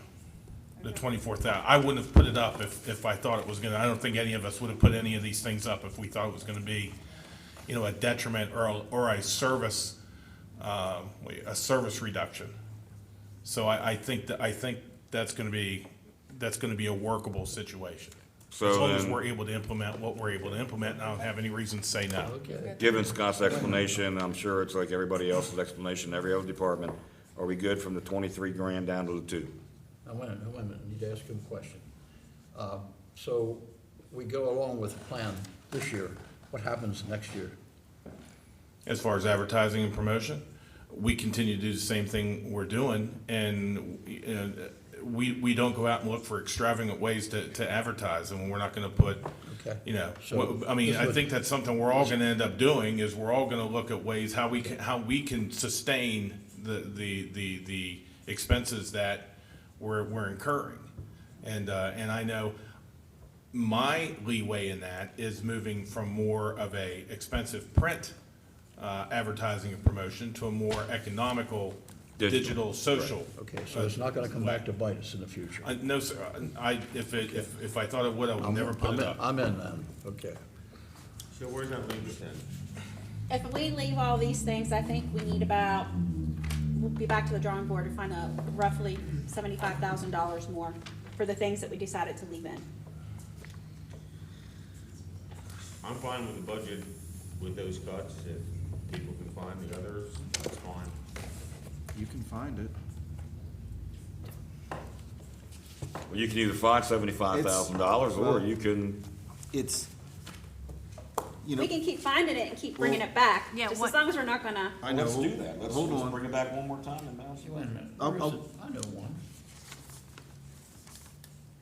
I want to address, because Paul, you sent us one as well, some ideas, and looks like we've, you know. Most of them. Well, we've identified 5 out of the 10. I think so. Just on this sheet that we've identified cuts for, but there are 2 that we didn't talk about that I had an interest in actually discussing. One was your proposed decrease to legal expense. I think we are, it's my opinion, we hold the line on that. I think we're 12 grand over, right? Well, right now, we're more than that, we're like 26, right? More than last year? I think so. 25 more than last year, it's 25, yeah. Yes. So there's 25. And all I'm saying is I think we hold the line on that because I think Did we're you out of know the that? woods on some of this stuff. Yeah, what did we do on that already? Did we not? We did not, because We didn't. right now, with where we're at currently and our current trends, we would literally have to decide to table some actions that would Well, we'd have to- require. I think we need to have We- some discussions. Yeah, I think we The do too. expenses Let's- we're expending and the amount of lawyers we're having duplicate services from. I mean, can I get? I'm just saying, one vote from one person, I'd like to make that the same as it was, I the current. agree. Yes, over the line to last year, yes. I agree. I agree with that. Discussions. The second is least palatable to me because it's one that I'm most adamantly opposed to cutting, and that is in the planning and code administration, the additional, $90,000 for abatement. And that's because I don't believe that money is enough. You know, and this was an effort, and I think the right effort, to identify funds to begin to actually abate some of these places a little more, you know, comprehensively than we are. So if you take that, what is it, 26, and you needed 75, and you take the 26, oh, that's 49, so 90, so if you wanted, you could find it there in a total of about $45,000, right?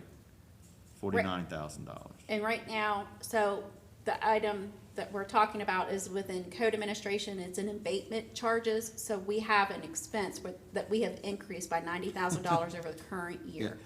But we've also increased our abatement revenue. You do. as we- And my question to that was, are you increasing it under the assumption that there would be a return on that?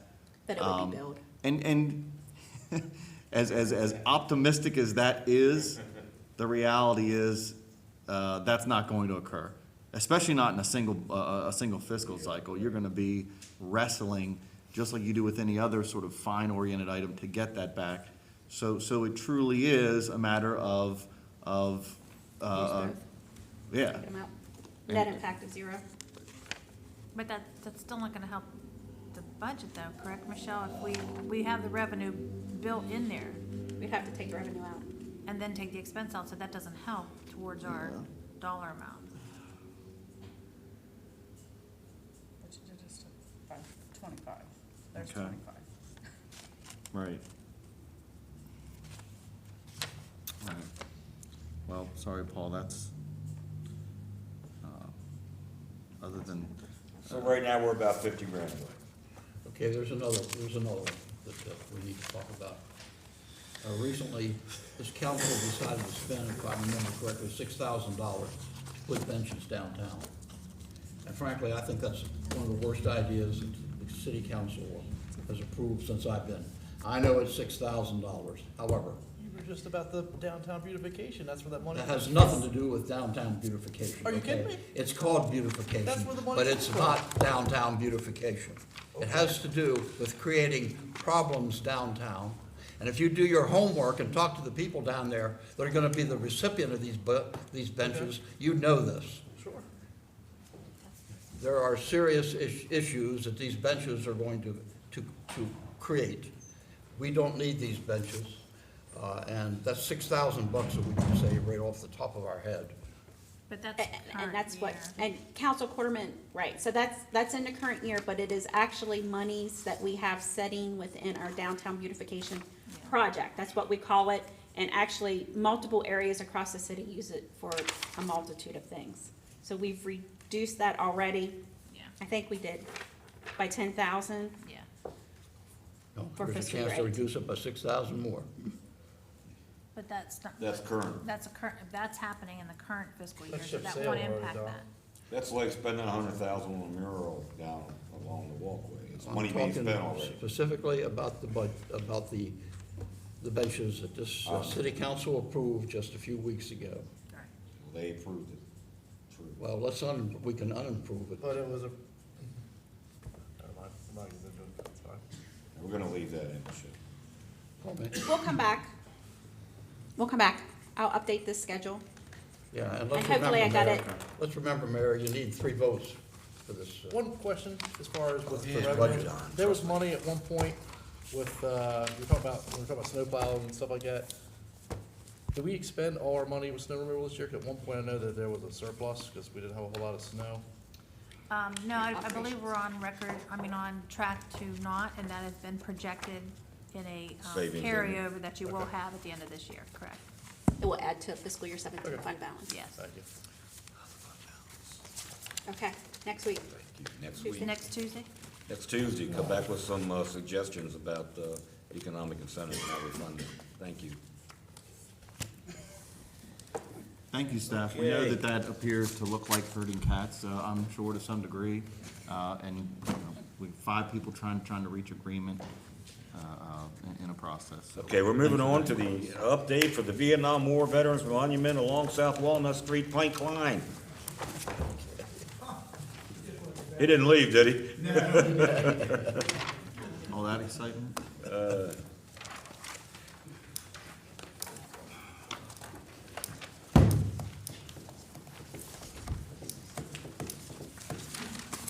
has another appointment down the hall, I think.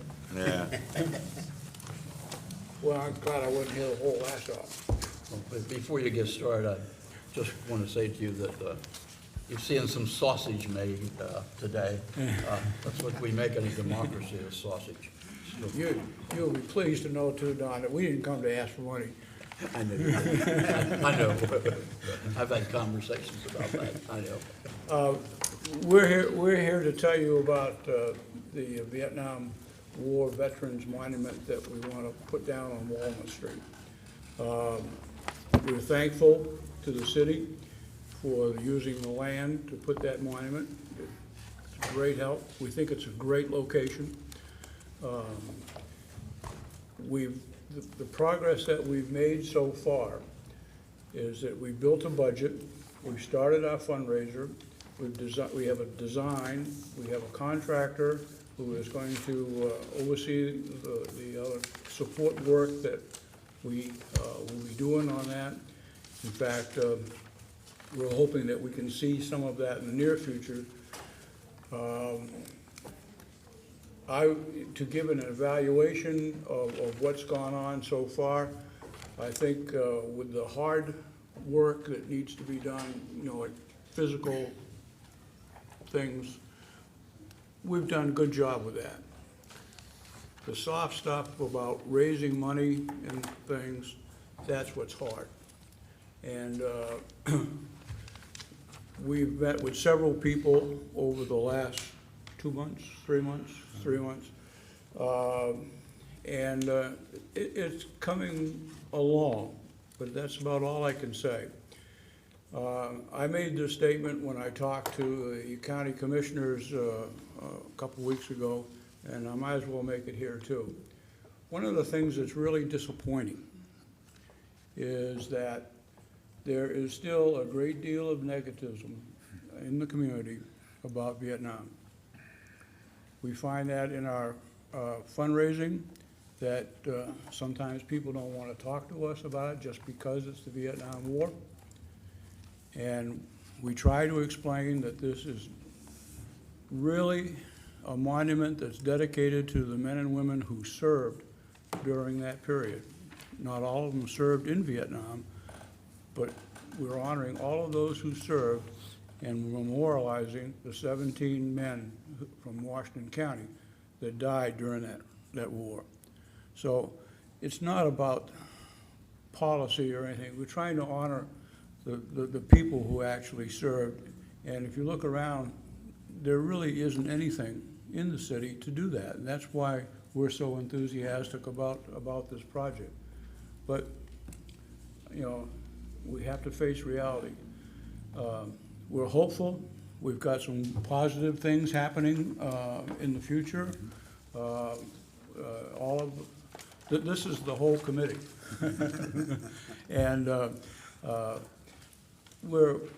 we've talked to a number of people. We've had donations come from near and far, but as some of you who were around when we did the Korean War Monument, and I was involved with that as well, it hasn't been, the groundswell for contributions has not been near as great from the community for this project as it was for the Korean War. And I don't know, did I leave anything out, guys? Well, what's good about it, I think, is we do have like 3 or 4 different companies right here in Hagerstown that have really stepped up and are going to help us for our foundation, our electrical work, and stuff like that. And we're trying to keep all these companies right here in Hagerstown, so we could sort of like feed back to the city also. I think we've had, through the larger company that's going to help us, man, they stepped up to the plate, and I mean, they're helping us out, contributions, they're donating this. But as far as the small, like Les said, it's still going to take us a little while, but we're going to do it. Do you have any idea how many Vietnam veterans we have in the county? No. That question was asked of me just this weekend. Do you know the state doesn't even know that? Yeah. And the same thing, I'm assuming is true of Korean veterans? Yes, that's exactly right. Because, you know, it seems to me that the problem we had, I know you folks are aware that we put together the World War II veterans trips. Yes. And I tried for at least 3 years to put together a Korean War veterans trip and would love to still do that, and/or Vietnam. The problem was, we had very little difficulty in finding out the complete list of every World War II vet in the county. And the problem with putting a trip together for the other vets is being able to find out who they are. And if we could do that, if there's any way to find out who these folks are that live here, I can tell you, we put a trip together down to the monuments. They were, without question, the best thing that I've ever experienced in my tenure here. Yeah.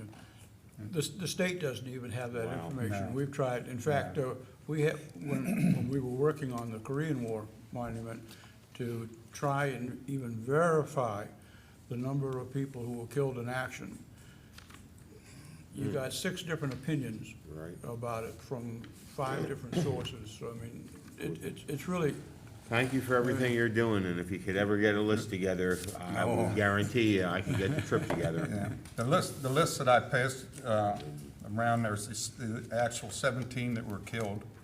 And basically, it was 16 up until a couple years ago, due to research. One was overlooked because he joined the service from Silver Springs. But he was born and raised in Washington County. He's buried out at Cedar Lawn, so that's what brought it up to 17 names. We're hopeful that is. So are you all veterans, Vietnam? Yeah. Yep. Korea. Well, except for one right there. I'm the old guy. Well, thank you, guys. Personally, I'd like to thank the Yes. city for actually giving us a piece of ground, and I think we've had a lot of positive comments as far as that particular location. And I know, in the past, it's been called Hobo Alley and a lot of other things, but, with the cultural trail and the city park being our gym, that being on city park land, is really gonna be a nice setting for it and all. And Rodney Tissue has worked with us from Jump Street, and, we appreciate everything that he's done for us and everything we're gonna be doing in the future, as far as, getting the completion of this project, Is this a concept, or is this what That- it's going to be? That pretty close. is pretty close Yeah, as far pretty as the pieces, but it's gonna look a lot better than that when it comes to fruitation, That's a beautiful concept. and. Are those wanna benches, welcome- Pine? Huh? Are those benches? Yes, Yes. yes, They belong there, Mayor. yeah.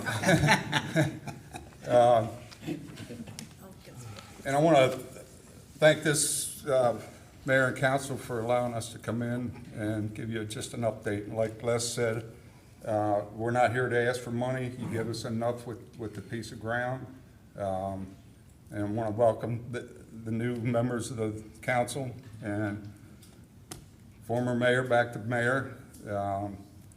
We appreciate allowing us to come in and give you a little update on the project. I know John asked when we were here last year, timeframe, I gave my personal opinion was 2 years. However, the 2 years probably didn't start until January 1st, due to some issues we had with Maryland tax exemptions and solicitation act and all. So with all that behind us, our fundraising efforts have gone pretty good. The granite company up in Greencastle is allowing us to pay as we go till we get to that 50% mark before they can actually go and mine the granite and all for us. So we've put almost we put over 20,000 down so far, and we're getting ready to make another deposit. So Is the Yeah. ground under the stable? No, it's gonna have to be excavated, about approximately 5 feet, because anybody that knows that's all been filled been for filled years in. and years and years. Yeah. You know, I played over there when I was a kid, it was a big ravine, you know, and it's, so that's all part of our general contractor That's will in the be doing budget. that. It's budgeted to excavate 5 feet down and, And we have had professionals come in and check the ground and what they recommend, and that was added into our budget. Well, okay. I personally feel like you guys and others are doing an important piece of work. Now, Paul and Kristen and Emily have the advantage or disadvantage of being too young. They don't remember Vietnam. But You know, we lived through Vietnam, and in my view, in my opinion, this was the start of the downfall of communism. This was the start of that process. Korea. Well, okay, Yeah, I'll throw in- Korea I'll was throw a in Korea forgotten too. war, and as I said, this is- Vietnam was an unpopular war. This is a part of it. You know, To the three young commissioners here. Yeah. okay, Go ahead. Oh, 4 now? Okay. It's okay not knowing too much about Vietnam, Korea, and World War II and all, but don't ever forget your veteran, no matter who they are. They gave you freedom. Yes, don't ever forget them. Yeah. Okay, Thank you, guys. Thanks, guys. Good to see you, Pint. Yeah. thank you very much.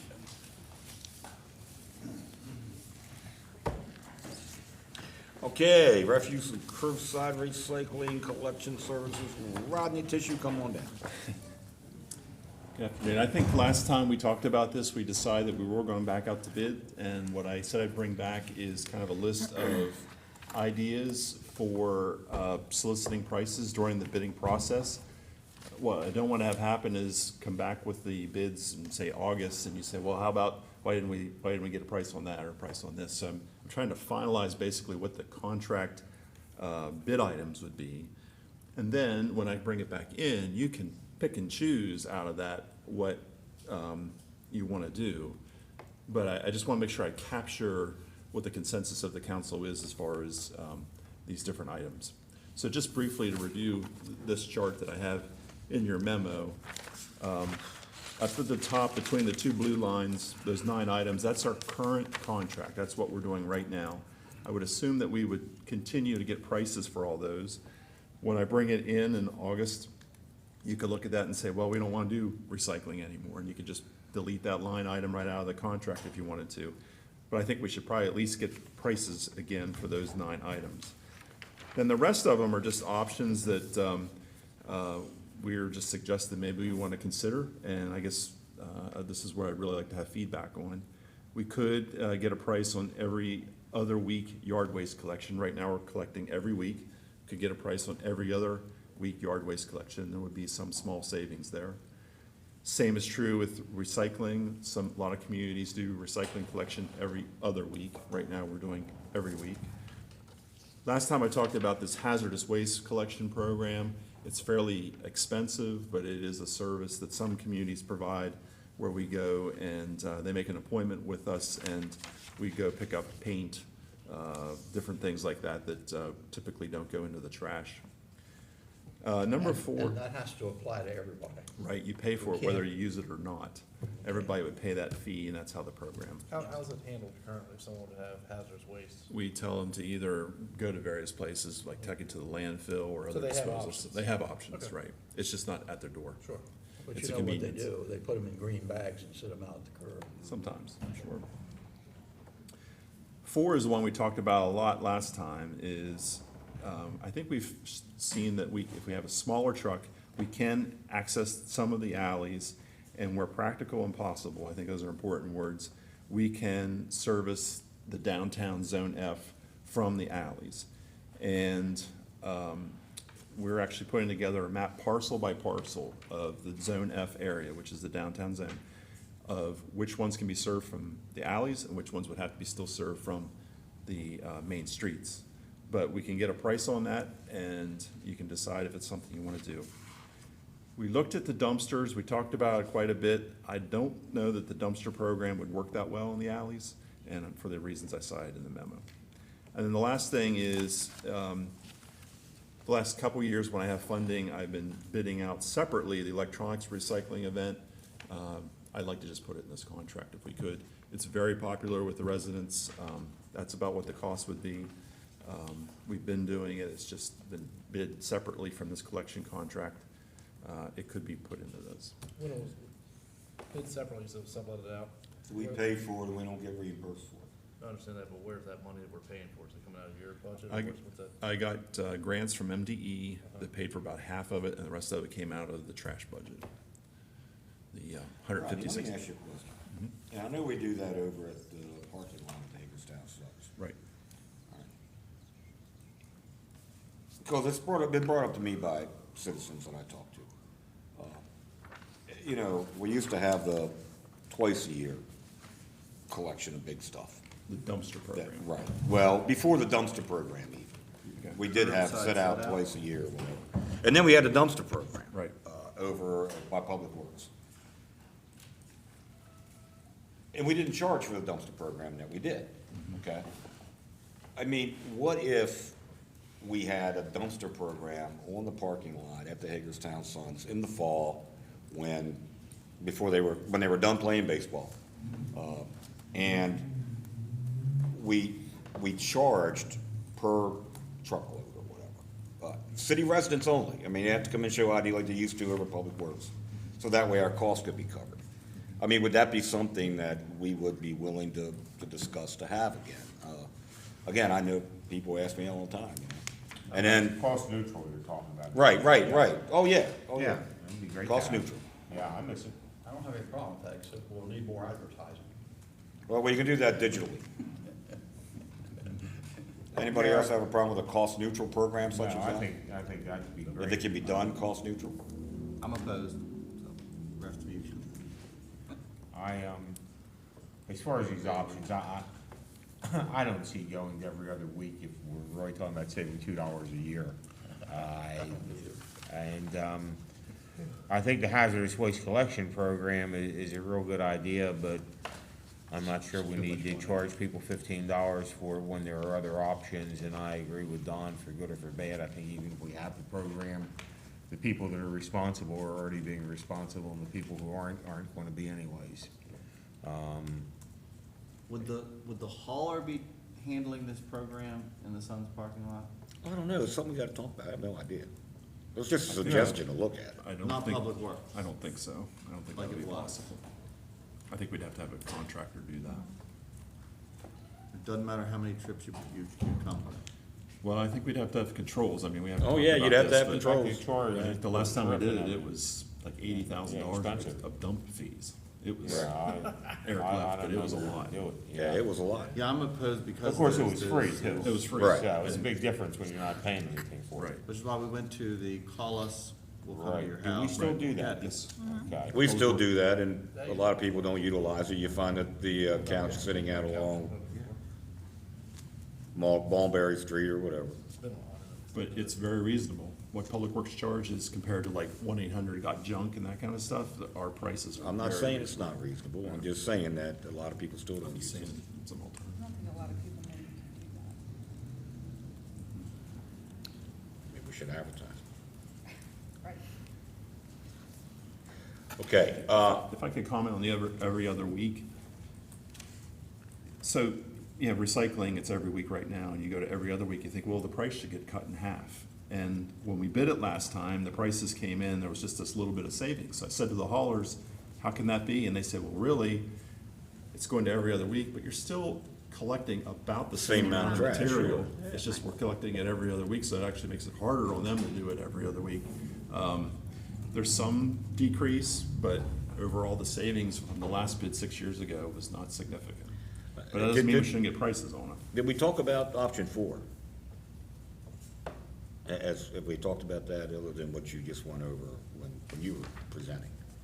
No one's asked any questions about that, because trash pickup down here in Zone F is Monday morning, Sunday night, Monday morning, Thursday, right? Thursday night, Friday morning. Okay. I will tell you, Sunday when I came through town, just in the unit and 100 block of East Franklin Street, the street was fairly clean. I mean, fairly clean. And there weren't a lot of cars parked on the street for some reason. It was fairly clean. When I came down there yesterday morning, trash everywhere. And the trash had already been picked up. Litter. Litter. So I'm telling you, we get it off the street and into the alleys. We'll cut, especially as windy as it was yesterday, blowing it everywhere. You know, we control, we cut it in half easy. At least in half, if not 75%. Because it's not gonna blow it out of the alleys. Well, usually it'll blow against someone's property, back of their property, as opposed to the alleys. You nixed the idea of the dumpsters, and I understand the parameters why. Are all properties, are all the rental properties downtown, the residential rental properties, regardless of size, eligible for the recycling program? The ones that have numerous units in them, they generally don't participate. So what do they do? They probably just don't recycle at all. They either have. Okay, so let me get to my ending question. Because we had this issue come up in Myersville, I don't know, a year or two ago. The chapter 191, 192 of the state code that made the changes in 2014. That says it requires the property owner or manager of an apartment building or the council of unit of owners of a condominium containing 10 or more units to provide for the collection and removal of recyclable materials by October 1, 2014. So, you know, in Frederick, that was a big issue when it happened because the city sort of took away its pilot program for these 10 or more unit places. And all of these owners, subject to a $50 fine a day, were immediately required by that date to provide recycling service. So my question is, we obviously have a number of apartment buildings downtown that have 10 or more units. How are they meeting this state mandate currently? I think maybe a couple of them are, that try to do the right thing, but a lot of them aren't. So who is the fining entity that would fine these places that aren't currently recycling, per the parameters of the state law? I don't know. What does the law provide for local jurisdiction to do that? I don't know, but clearly, you know, because we have 3 apartment buildings in Myersville that, you know, they asked, does it qualify? And only one, you know, was of that nature. But if you go back, you'll see the Frederick City articles where a number of them, I don't want to say scrambled, but, you know, had to put these things in place by the implementation. And it includes, again, both rentals and condominiums are required by state law. So if they're not doing that now, and that gets me back to this dumpster question, because what we found at those locations is that's how it was done, you know, in Frederick County largely. And if we're saying we can't, if we're saying that those places can't get dumpsters for that thing that they're mandated by state law to have to do right now, and they're not doing that service through the city, and it's fairly clear in here that it says that the onus is on the owner to do that, not the city to provide it. In fact, that was one of the issues that came up in Frederick, was Frederick County said, hey, we offer a Frederick County recycling program, but not for multifamily units. And they still, I don't think they do to this day. And the state law was fairly clear to Frederick County. They said, hey, you don't have to. This is a state law that says the owner has to provide this service. So I'm just curious, how many of those 10-plus unit ones we have out there that aren't doing it now, and what's the remedy or recourse to address that issue? I think we could get that information together for you.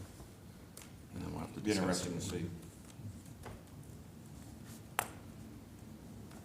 Anything else on this topic of trash?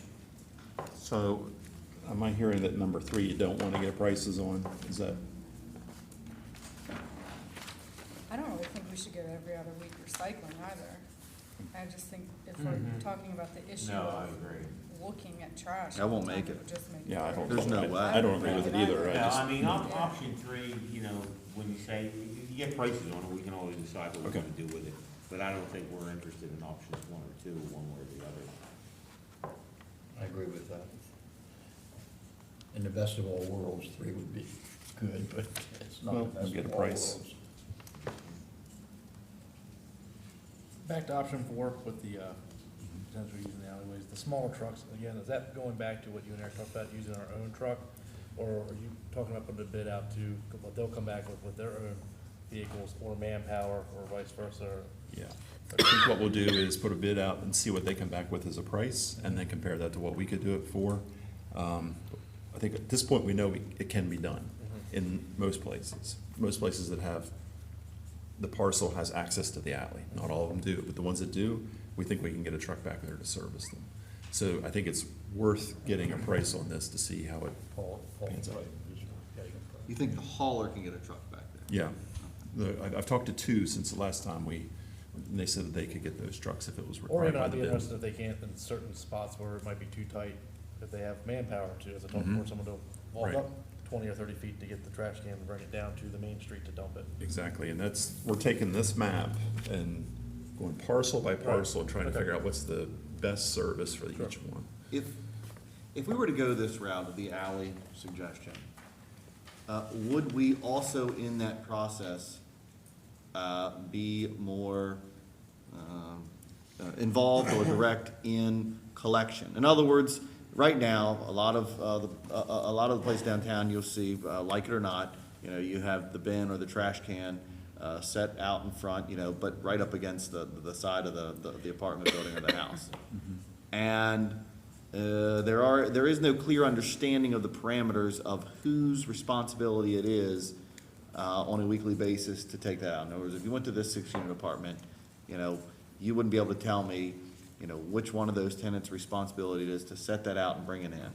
I would assume if you go to the alley, it's one thing to have those sitting still, even at the curb or next to the front of the house, but it's a completely different story if you're talking about what Paul is or even what the mayor is, where they're set back in the edge of the alleyway, given the vehicular use that occurs in the alleyway, to make sure that there is a more clear establishment of responsibility of those bins being taken in, you know, by a certain time. In other words, if it sits out here in front, it really isn't gonna bother anybody, you know, except for the appearance.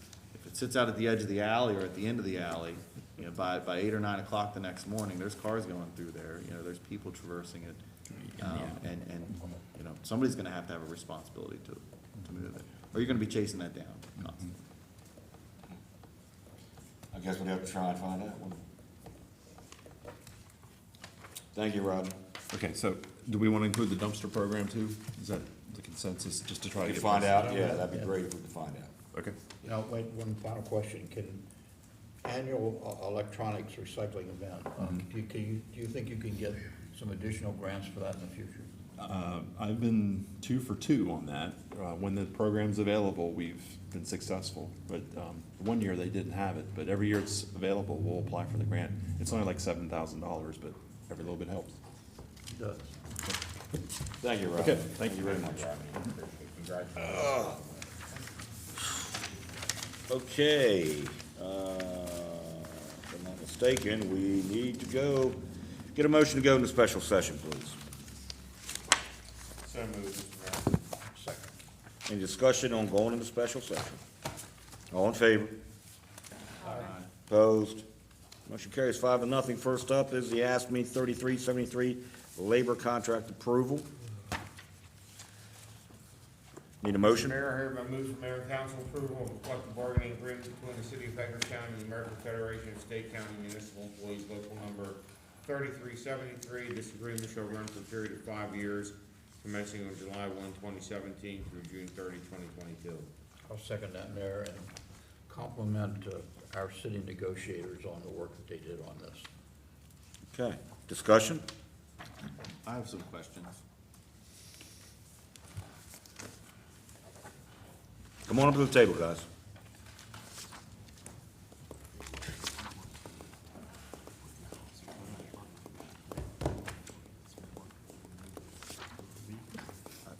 that's up to you guys. I'm just telling you I have questions.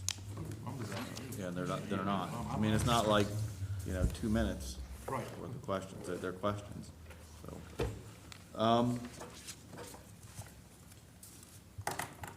On page 8, under salaries and hours of work, you have a new section, under section 2, you have an item number 2.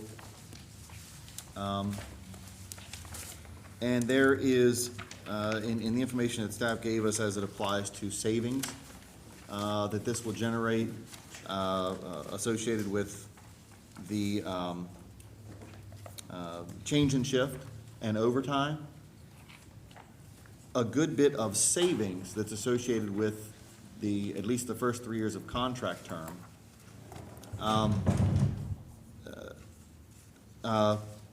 applies to managing that overtime. And in here, it's sort of iterated that management feels, that it will have the capability to do that. But there's no provision in here if it doesn't. And so, I guess, you give me a figure of $170,000, and you say, that's gonna be the figure to manage. $120,000. Yeah, $120,000. Yeah, 170 in the first year. Right, and then 120, and so, and then there's an equation. What I'm saying is, if you get to year 2 or year 3, and that isn't the course, what mechanism is available to the managers to remedy that issue? If I may, we've built in and we've always maintained an option for either administration or the union to go back to a different schedule annually. Right, the section right above that new section, section 2, item 1, talks about the 5 8-hour day shifts. So in a worst-case scenario, if the 4x10s isn't manageable with the overtime, there's always the option to go back to a 5/8. Okay.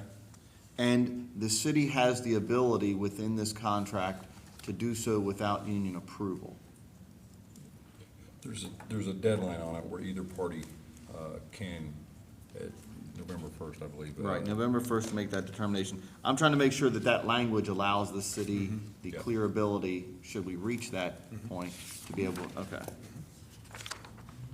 All right. And then, on page 9, under section 3, release time, I know that there's no changes. I just had one basic question, and that is, there's no hours associated with this particular item.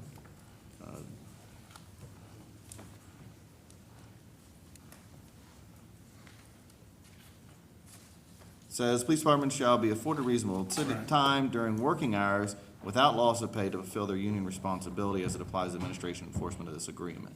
I think somewhere else in the agreement, and I'll have to look for it exactly, it does specify an amount of union leave duties, but we've never had an issue with that. Okay.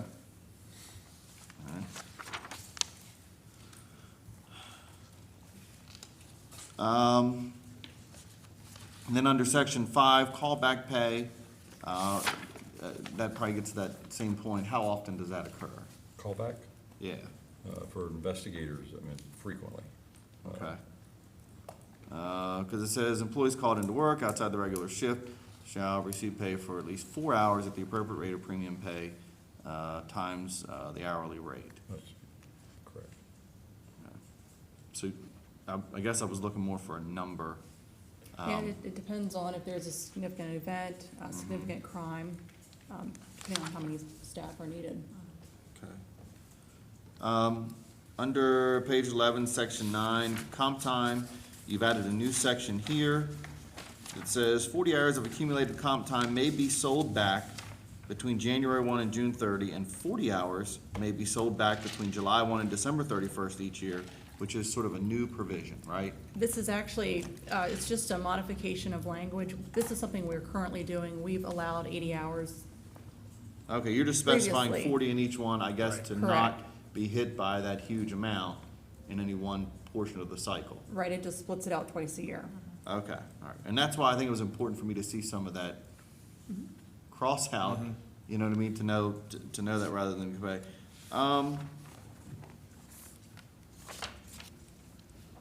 And then under section 12, field training officers, you've adjusted that to 35. That was previously 25. Yes. So do you have an estimate of what, is the estimate for the additional demand on funding included in the figure that you gave me of the total amount? That would be no. So what's the additional amount? And I guess that's my question as I go through this, because I have a new document here.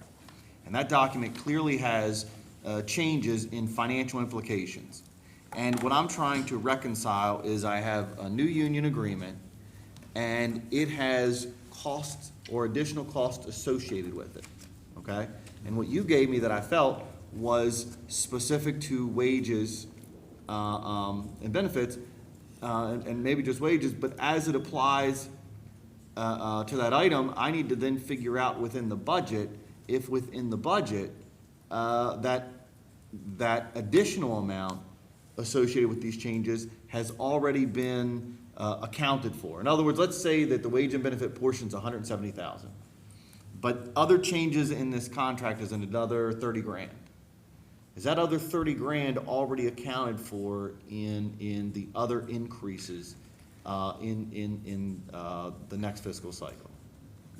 Overall, if you look at prior field training hours, it is an increase of, I think Michelle had quoted us, around $12,000. However, with the new scale, the goal is less FTO hours, less FTO in general. So we're hoping, and it should, in theory, wash out if we have less new hires because we're recruiting and retaining employees. Okay, so that's $12,000, right? But you said that there's a potential for offset. Right. Right. Okay, but that offset isn't associated with that 120 figure. It would be if those incorporated new officers that needed to be trained by the FTOs. There are, in that number we have, there are 4 vacancies of that number. So of the total amount Right. in additional Right. and the total subtraction that you estimate will occur, is this 12,000 already within those figures? To be very conservative in your costing, you would add the 12,000 on top of those figures. So is the 12,000 that's added to this contract we haven't approved yet, added in the next fiscal year budget somewhere else? In other words, we got to account for that money somewhere. It's an operational expense that should. So you increase that operational expense outside of the chart that you gave? Outside of the chart, right. Okay, all right. And this It's was not- it's really not the a- only other financial, other than Right. Well, the wage, which is what we I don't- thought this body would focus more on. I hear what you're saying. I don't agree with that, and I'll say it on the next page, page 13. And I don't think you can put a figure to this. I tried to reconcile, and even when I tried, you look and there's some conflict that I feel is in the language. Section 1, employee health care benefits. And I don't know if this is a new line or not, or this is a change to a line that already exists, but it says for the term of this contract, there will be no change in employee premiums for the level plan. So what that means is for the next 5 years, whatever occurs with healthcare costs, any increases, and healthcare is always increasing, the city will absorb any of those increases, right? For the level plan, For the level plan. yes. So if it goes up 6%, the city absorbs that 6%. Yes. If it goes up 10% the year after that, the city absorbs that full 10%.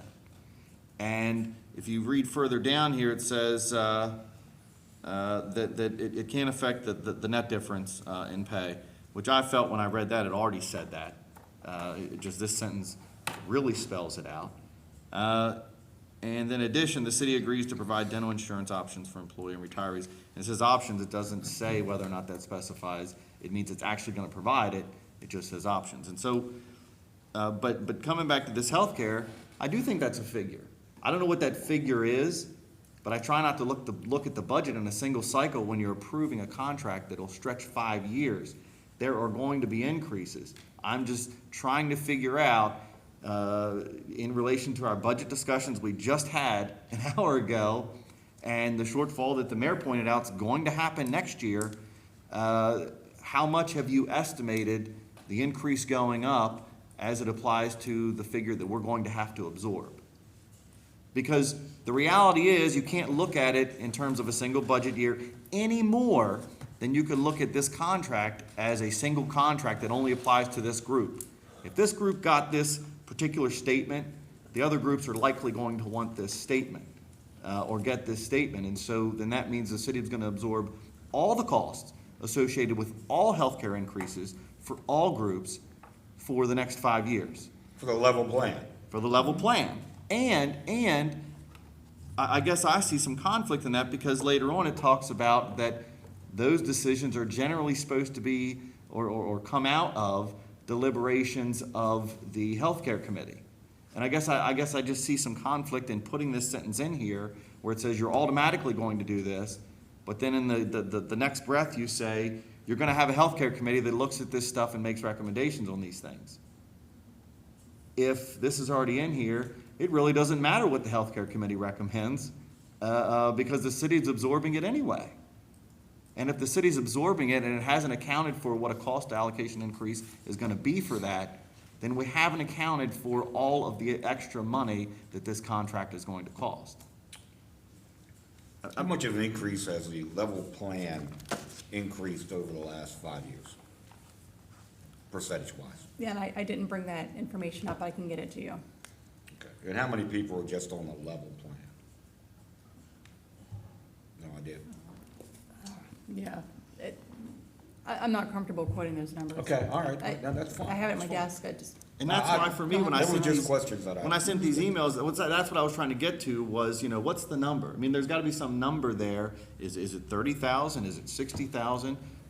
Did we already account for it in our budget for this year and it's 22,000, and next year it might be 45? I don't know that, but I think it'd be good to know that, given that this is the first of 4 contracts, and generally they're going to apply to the non-contract employees as well, and they're going to apply so next year and the year after that, and they're going to go up. And so I just want to make sure that folks at this table that are going to vote for this contract understand that it isn't just that single figure attached to wages that you're actually looking at in this. Because I would disagree that that's the only figure in here And that I has would a just cost say- numerator to it. I understand your point of kind of that opportunity cost. For next fiscal year, if you remember Becky Royal was in to say that the plans are running very well. So there's no projected increase in the healthcare for the next fiscal year. That doesn't address the out years. You're completely correct on that. But Karen, also, I mean, this language really isn't that different than what's been in the contract all along. No, it's not. Okay, because this I is don't- not, I this don't is not a know. new thing, because if you look at the old side-by-side contract, the old sentence said, for the term of the contracts, there will be no change in employee premiums for healthcare benefits. It's the same exact sentence. So 2 years. And then you also had the, Right. whenever a change in employees' share of health insurance premium for level plan results in employee receiving, that's the same exact next paragraph. So you've always had that, and then you had the healthcare committee. Correct. So the healthcare committee, with the vote of three out of the 5, could increase those premiums, correct, or not? Or They if could not, recommend it, but it would take a side agreement. okay, it would take a to side change it from agreement. In the contract. But this is not really new language. No. Okay, so I don't really even know why it was highlighted in red. I mean, it's a good point to bring up, and it's. Because why? Because the change to the level plan and that one line above, and then also where employees was, there was a typographical. Okay, I see there's that. Equal sign. Okay. That was a word perfect conversion to Word. So you actually made it more restrictive. Yes. This is an actual concession Right. of the union. Okay, I just wanted to clarify that. All right. So, getting down to the dental one, says the city agrees to provide dental insurance options for employees and retirees, which is different than the city agrees to provide the cost of level dental insurance for employees and retirees. The committee at one time had, right now we have 2 dental plans. We have a level and a preferred. The committee at one point had talked about having an enhanced single dental option, Right. but the language in the contract restricted them from doing that.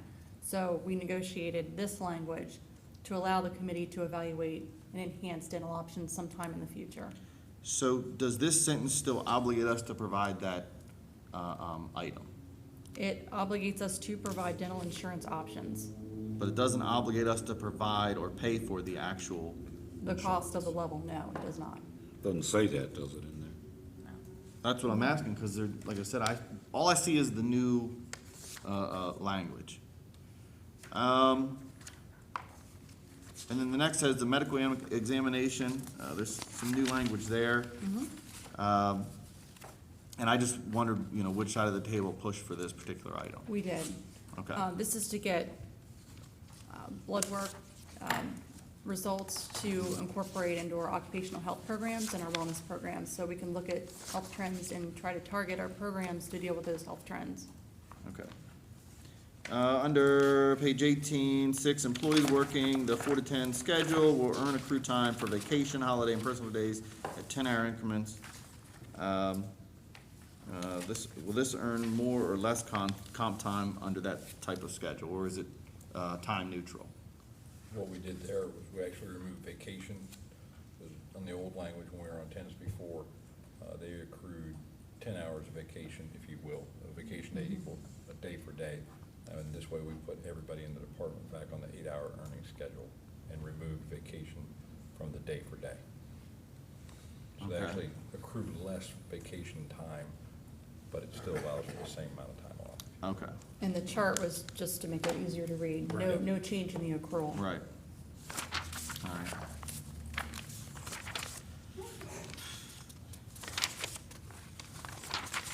Page 22, section 3, payment of sick leave, retirement.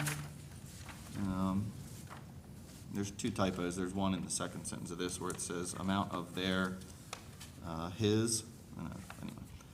And there was one somewhere else. But is this a new sentence below that paragraph? In the event that any other employee group, union or non-union, is provided a more generous package for sellback of sick leave, ASME 3373 will be treated equally. That's in all of our contracts, and that is old language. Okay, so we're not getting away from these types of Me Too clauses. That parity clause is still in. Okay, that's well, I'd say of all of the stuff, that's the most difficult for me to accept. And then it says employees hired after July 3rd, 2011 will not be paid any amount for accumulated sick leave from his or her active sick leave balance. The stipulation, is that old language as well? It is. Okay, all right. All right. That one's hard. To absorb.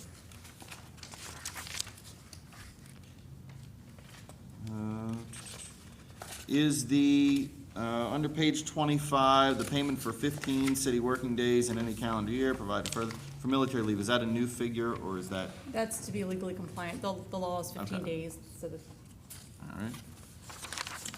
And then, under page 26, city's right to furlough or layoff, section 5, for seniority. It says, however, management agrees to notify the union of its intent to furlough and shall discuss all alternative options with the unions on the need to furlough for a minimum of 30 days prior to implementing a furlough plan. Who determines what all means? I mean, anybody, I can come up with 6,000 options before I've exhausted my, interest in challenging it. I think the spirit of that language is more to meet and confer and try to exhaust all options. No one wants to Like we did back furlough. in 2010. Right, it's just an opportunity to come to the table and have discussion. Okay, I would get rid of that word, but that's just my 2 cents, because I think it we've seen. Page 27, lateral transfers. This is a question I have as it applies to the new language that allows for the city to now hire officers, that have that transfer capability for years of service and not have to come in year one. And I think this speaks to this issue that was brought up last night at the meeting we attended, which is, retaining and attracting officers. And clearly that was one of the items that was identified by the folks there that had an interest, the citizens, and in our deliberations, to build a sustainable force. But in this sentence, it says, the city may use years or eligibility service performed as a Maryland certified police officer. I'm assuming what that means is it's reverting to the first part of this that says you'll decide what. I think there's an updated version. Yep, I had emailed, there were some last minute corrections last Okay. evening, so I emailed out a new version this morning, but that was one of the items that was clarified. So, Okay, so you got rid of that. right, Yes. Maryland certified So it or shows you actually read the certified no document. state. I just didn't read your email, but I read the document. So that gets me to my second point, which is the question, because it says this service credit applies to pay only and will not impact departmental seniority. And I guess I have some concern with that, because what that says is you may have a first-year officer who comes in and they've been there for 9 months. And you may have hired an individual who has 8 or 9 years' experience as a police officer. What you're saying to me is suddenly that person you've hired with 9 years' experience as a police officer has less seniority than the individual that's been on the force for Yep. 9 months? Most definitely. In Yep. union rights, yes, but. And I not think that's necessarily only fair in to will. our people that are hired and trained here. Yeah, this is one of those items that have limited us in attracting qualified officers, experienced officers from other jurisdictions. So this is a plus for our side. Yeah, I think this part, I think that the intent here is a plus. I guess I have some concern. Do you want them then hired here at a 9-year seniority? What's that? Would you rather have the lateral hired here as a 9-year? I'd rather some greater compromise on this as it applies to years. And I don't know how you do that, but I have some difficulty with this notion that there may be a day apart, but now you're getting rid of an officer, in this type of process, which you hope not to get to, where,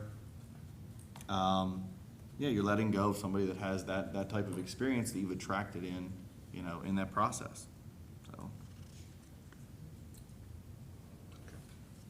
Anything else? I don't know.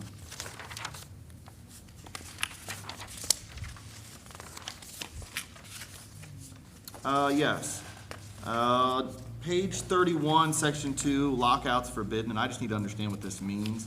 It says the employer will not lock out any employee as a result of a labor dispute with the union. Now, on its face, I generally agree with that. I want to make sure what that doesn't limit us to is, and I hate to use this scenario, but, there was an individual, and we're not aware of the details, I don't think the mayor and council is at this point, of the individual that went to the paper and said, hey, I'm not getting hired because of Yes. some reason. I just want to make sure that what this sentence doesn't limit us from the ability of having is an individual that would get hired, have some level of dispute that would then generate a situation where that individual would have access to information and capability of recourse that would be damaging, or maybe test the security of your operations, because it's one thing to say we're going to have this for a person that works in water and sewer. I think it's a completely another thing when you're talking about having it for an individual that works in the police industry. For the purposes of this article, the topic is strikes and lockouts. So just as the union is agreeing not to strike, we're agreeing that because we cannot come to an agreement, we are not going to shut down the police department and refuse to let them come into work. So it doesn't apply to somebody's individual dispute?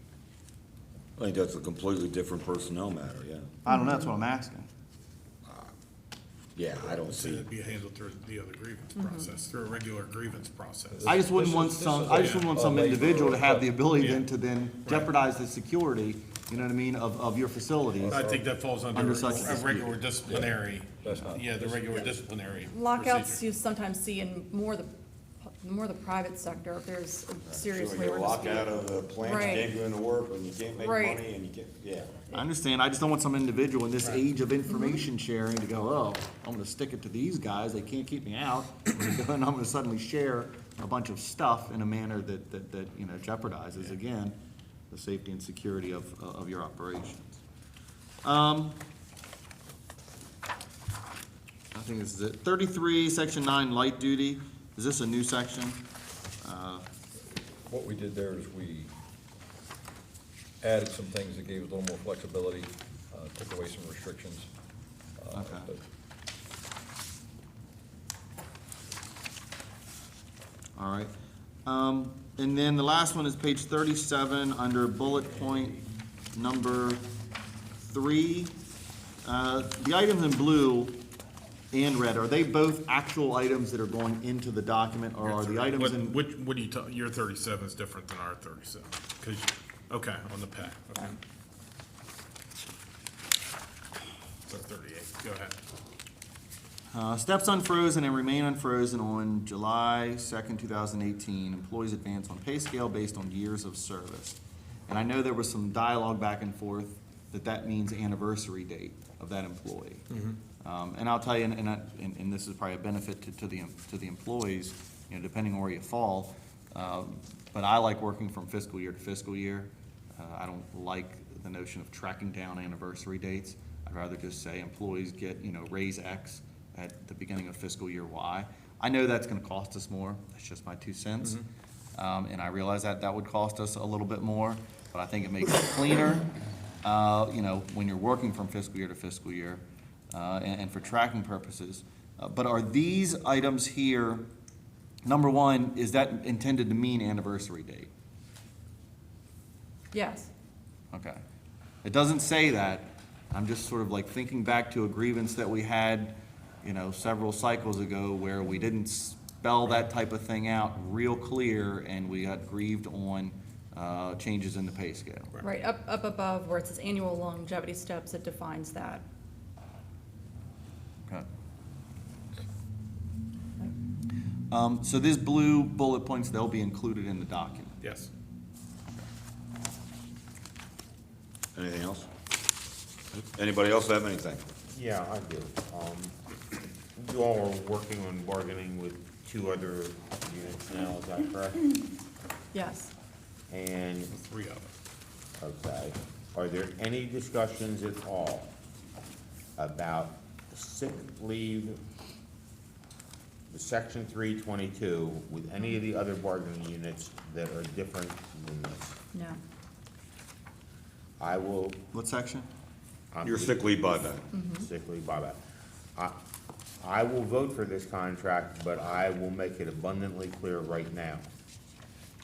The only reason I'll vote for this contract is I will not vote for any other contract that has any better payment of sick leave than this contract does.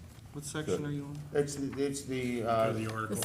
Which article is it? Turn your page here. Sick leave sell down. page What page? 22, it's payment of sick leave retirement, it's Article 9. Article 9, it's the one you brought up, Kristen. It's the Oh, Me yeah. Too clause. It's the Me Too clause. And if I thought that there was any chance that this body would enter into a contract with another bargaining unit that had a better clause than this, I would vote against it. Right. And given the fact that that's not gonna happen, I'll vote for this contract. But, you know, I don't believe there should be a Me Too clause in any of these contracts, but it's not a Me Too clause if we don't give anybody anything more. So I just want to make that clear, that I wouldn't vote for any other contracts to give more. Anybody else? You know, I'll just say one thing. I know that my comments may appear somewhat tedious as it applies to this document, but here's the reality.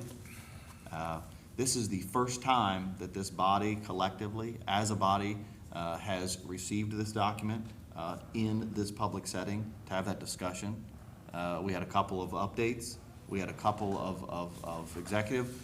We had a memorandum that gave some highlights, but this is the first time that this body has actually received this document in total as part of a public meeting agenda. So, you know, and this particular contract makes up more than a third of our total wage and benefit costs that we were just discussing as part of our budget. So I think it deserves that due review. Well, you asked very good questions, Kristen. They were very Appreciate that, yeah. clarified. Anybody else? All in favor? Aye. Opposed? Motion carries 5-0. If we could, just before we go, just thank the 3373 negotiating team. You got Carol Braun back there, Tom Bartles, Nick Varner, Jesse Duffy, and Mike Kovac was there until he left. We had good discussions. We had some spirited ones, but all in all, it was very productive, and we appreciate the discourse and the experience. Thank you guys for your hard work. Likewise, thank Really. you guys. Good Well, job, everybody. Appreciate it, Scott. Thank you. All right, approval of the sale of truck, the 1997 tractor-drawn aerial fire truck. I hereby move for mayor and council approval of the sale of a 1997 Simon duplex aerial in Innovations tractor-drawn aerial, also known as Truck 4, to the Goodwill Fire Company of New York County, Pennsylvania, for the sum of $35,000. As both Simon Duplex and Aerial Innovations are long out of business, the market demand for this truck is more for parts and scrap than the offer submitted by Goodwill Fire Company. The offer is valid until May 2017 per condition stipulations and the offer for the truck. Second. Discussion. All in favor? Aye. Opposed? Motion carries 5-0. Approval of purchase TV production studio equipment and lighting. Mr. Mayor, I have moved to approve the purchase of television production equipment and lighting for the new Hub City Now studio located in the Elizabeth Hager Center from Broadcast Concepts, Inc., Columbia, Maryland, for $118,120. Communications staff will utilize this equipment to enhance video messaging to the community about updates in local government and events in Hagerstown. This will help grow informed and engaged citizenry by providing quality content on the city cable channel and social media outlets. The funding sources for this project is PEG fees, which are designated for capital projects to support the city cable channel. Second. Discussion. I only have one thing to add. This will definitely improve our digital marketing efforts. Right. It will. Anybody else? All in favor? Aye. Opposed? Motion carries 5-0.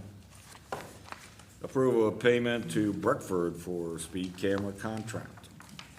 Mr. Mayor, I move for Mayor and Council approval of a payment to Breckford for the speed camera charges for the remainder of the contract period, which ends in December 2017. The original contract effective January 3rd, 2012 was extended by the Mayor and City Council November 22nd, 2016. The monthly fee is $38,500 for a total January through December of $462,000.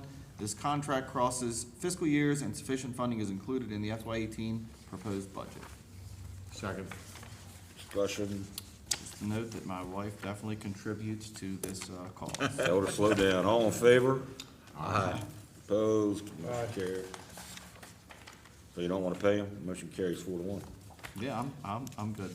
Oh, no, I know you are. Approval to apply for a State of Maryland Community Program Fund grant.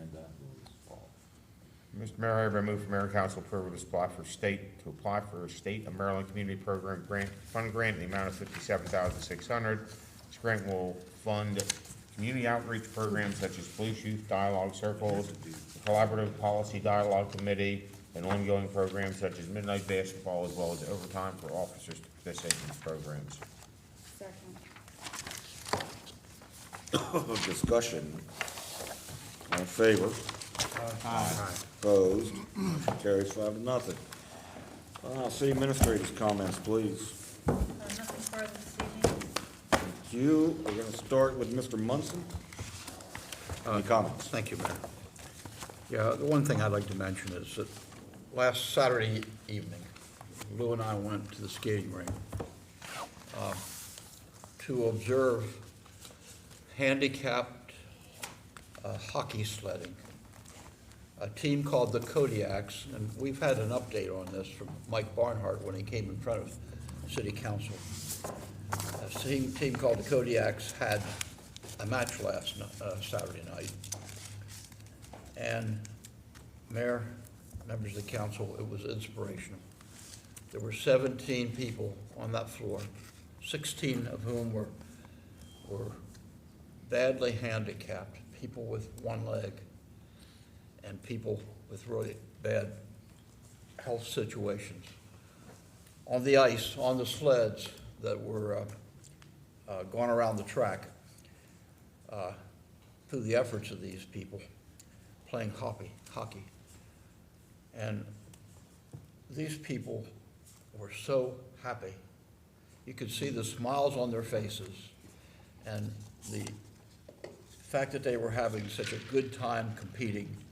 Probably many of them have never before had an opportunity to compete in their lives. And quite frankly,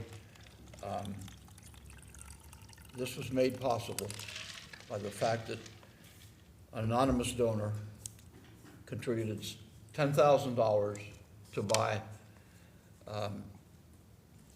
these carts. They bought 10 of the carts, 10 of the sleds.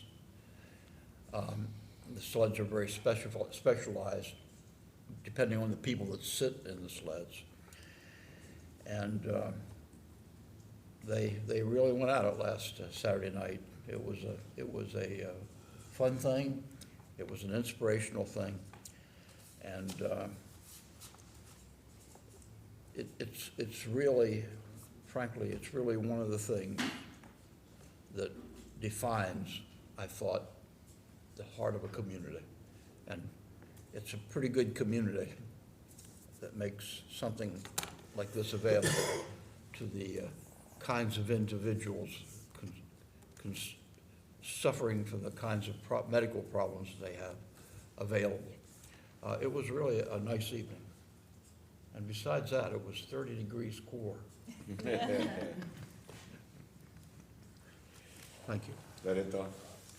Luke? Mayor, I agree with what Don said, and the only other thing I would add is getting late tonight, so the cultural trail is in full get-ready mode now as we're having our giant mural painted. I want to thank the Herald Mail, who is streaming the whole process live the whole time it's being done, and that's for free whether you have a subscription or not. So look forward to watching it grow. Thank you. I neglected to say this, Mayor. Lou dropped the first puck, and it didn't even fall on the ice. Good for you. Paul? The only thing I have is, last night I had the pleasure of attending the meeting in the North End with Councilmember Alshire and yourself. Good discussions that came out of there. I can say that if you want to use that room as a barometer of what the rest of the citizens of Hagerstown feel, there's considerable opposition to the proposed tax rate. Take that as it may. I understand it's a majority decision of this table, but I gotta say, I don't think the majority of the people of Hagerstown support that. Thank you. Mr. Usher? Couple of things. Wanted to thank the fire chief that's back there. We did meet last week. We met last week ahead of our anticipated first meeting with the ESAC committee here Thursday evening. And I think it was a good discussion, and hopefully, we have a better understanding from one another of sort of how things are operating and our sort of view of how things are operating and where we need to go. And I look to sort of represent the city with the chief on, moving the county to the degree we can in those directions.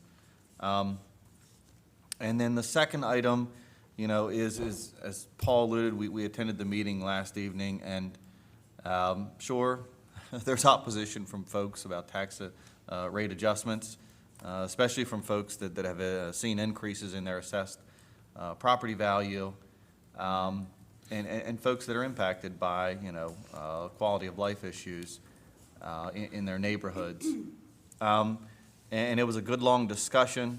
For my 2 cents, I felt like by the end, 80, 90% of the folks may not left, happy, with sort of where we're at financially, but I think they certainly understood the dynamics of what has gotten us there and the directions we need to go to change course.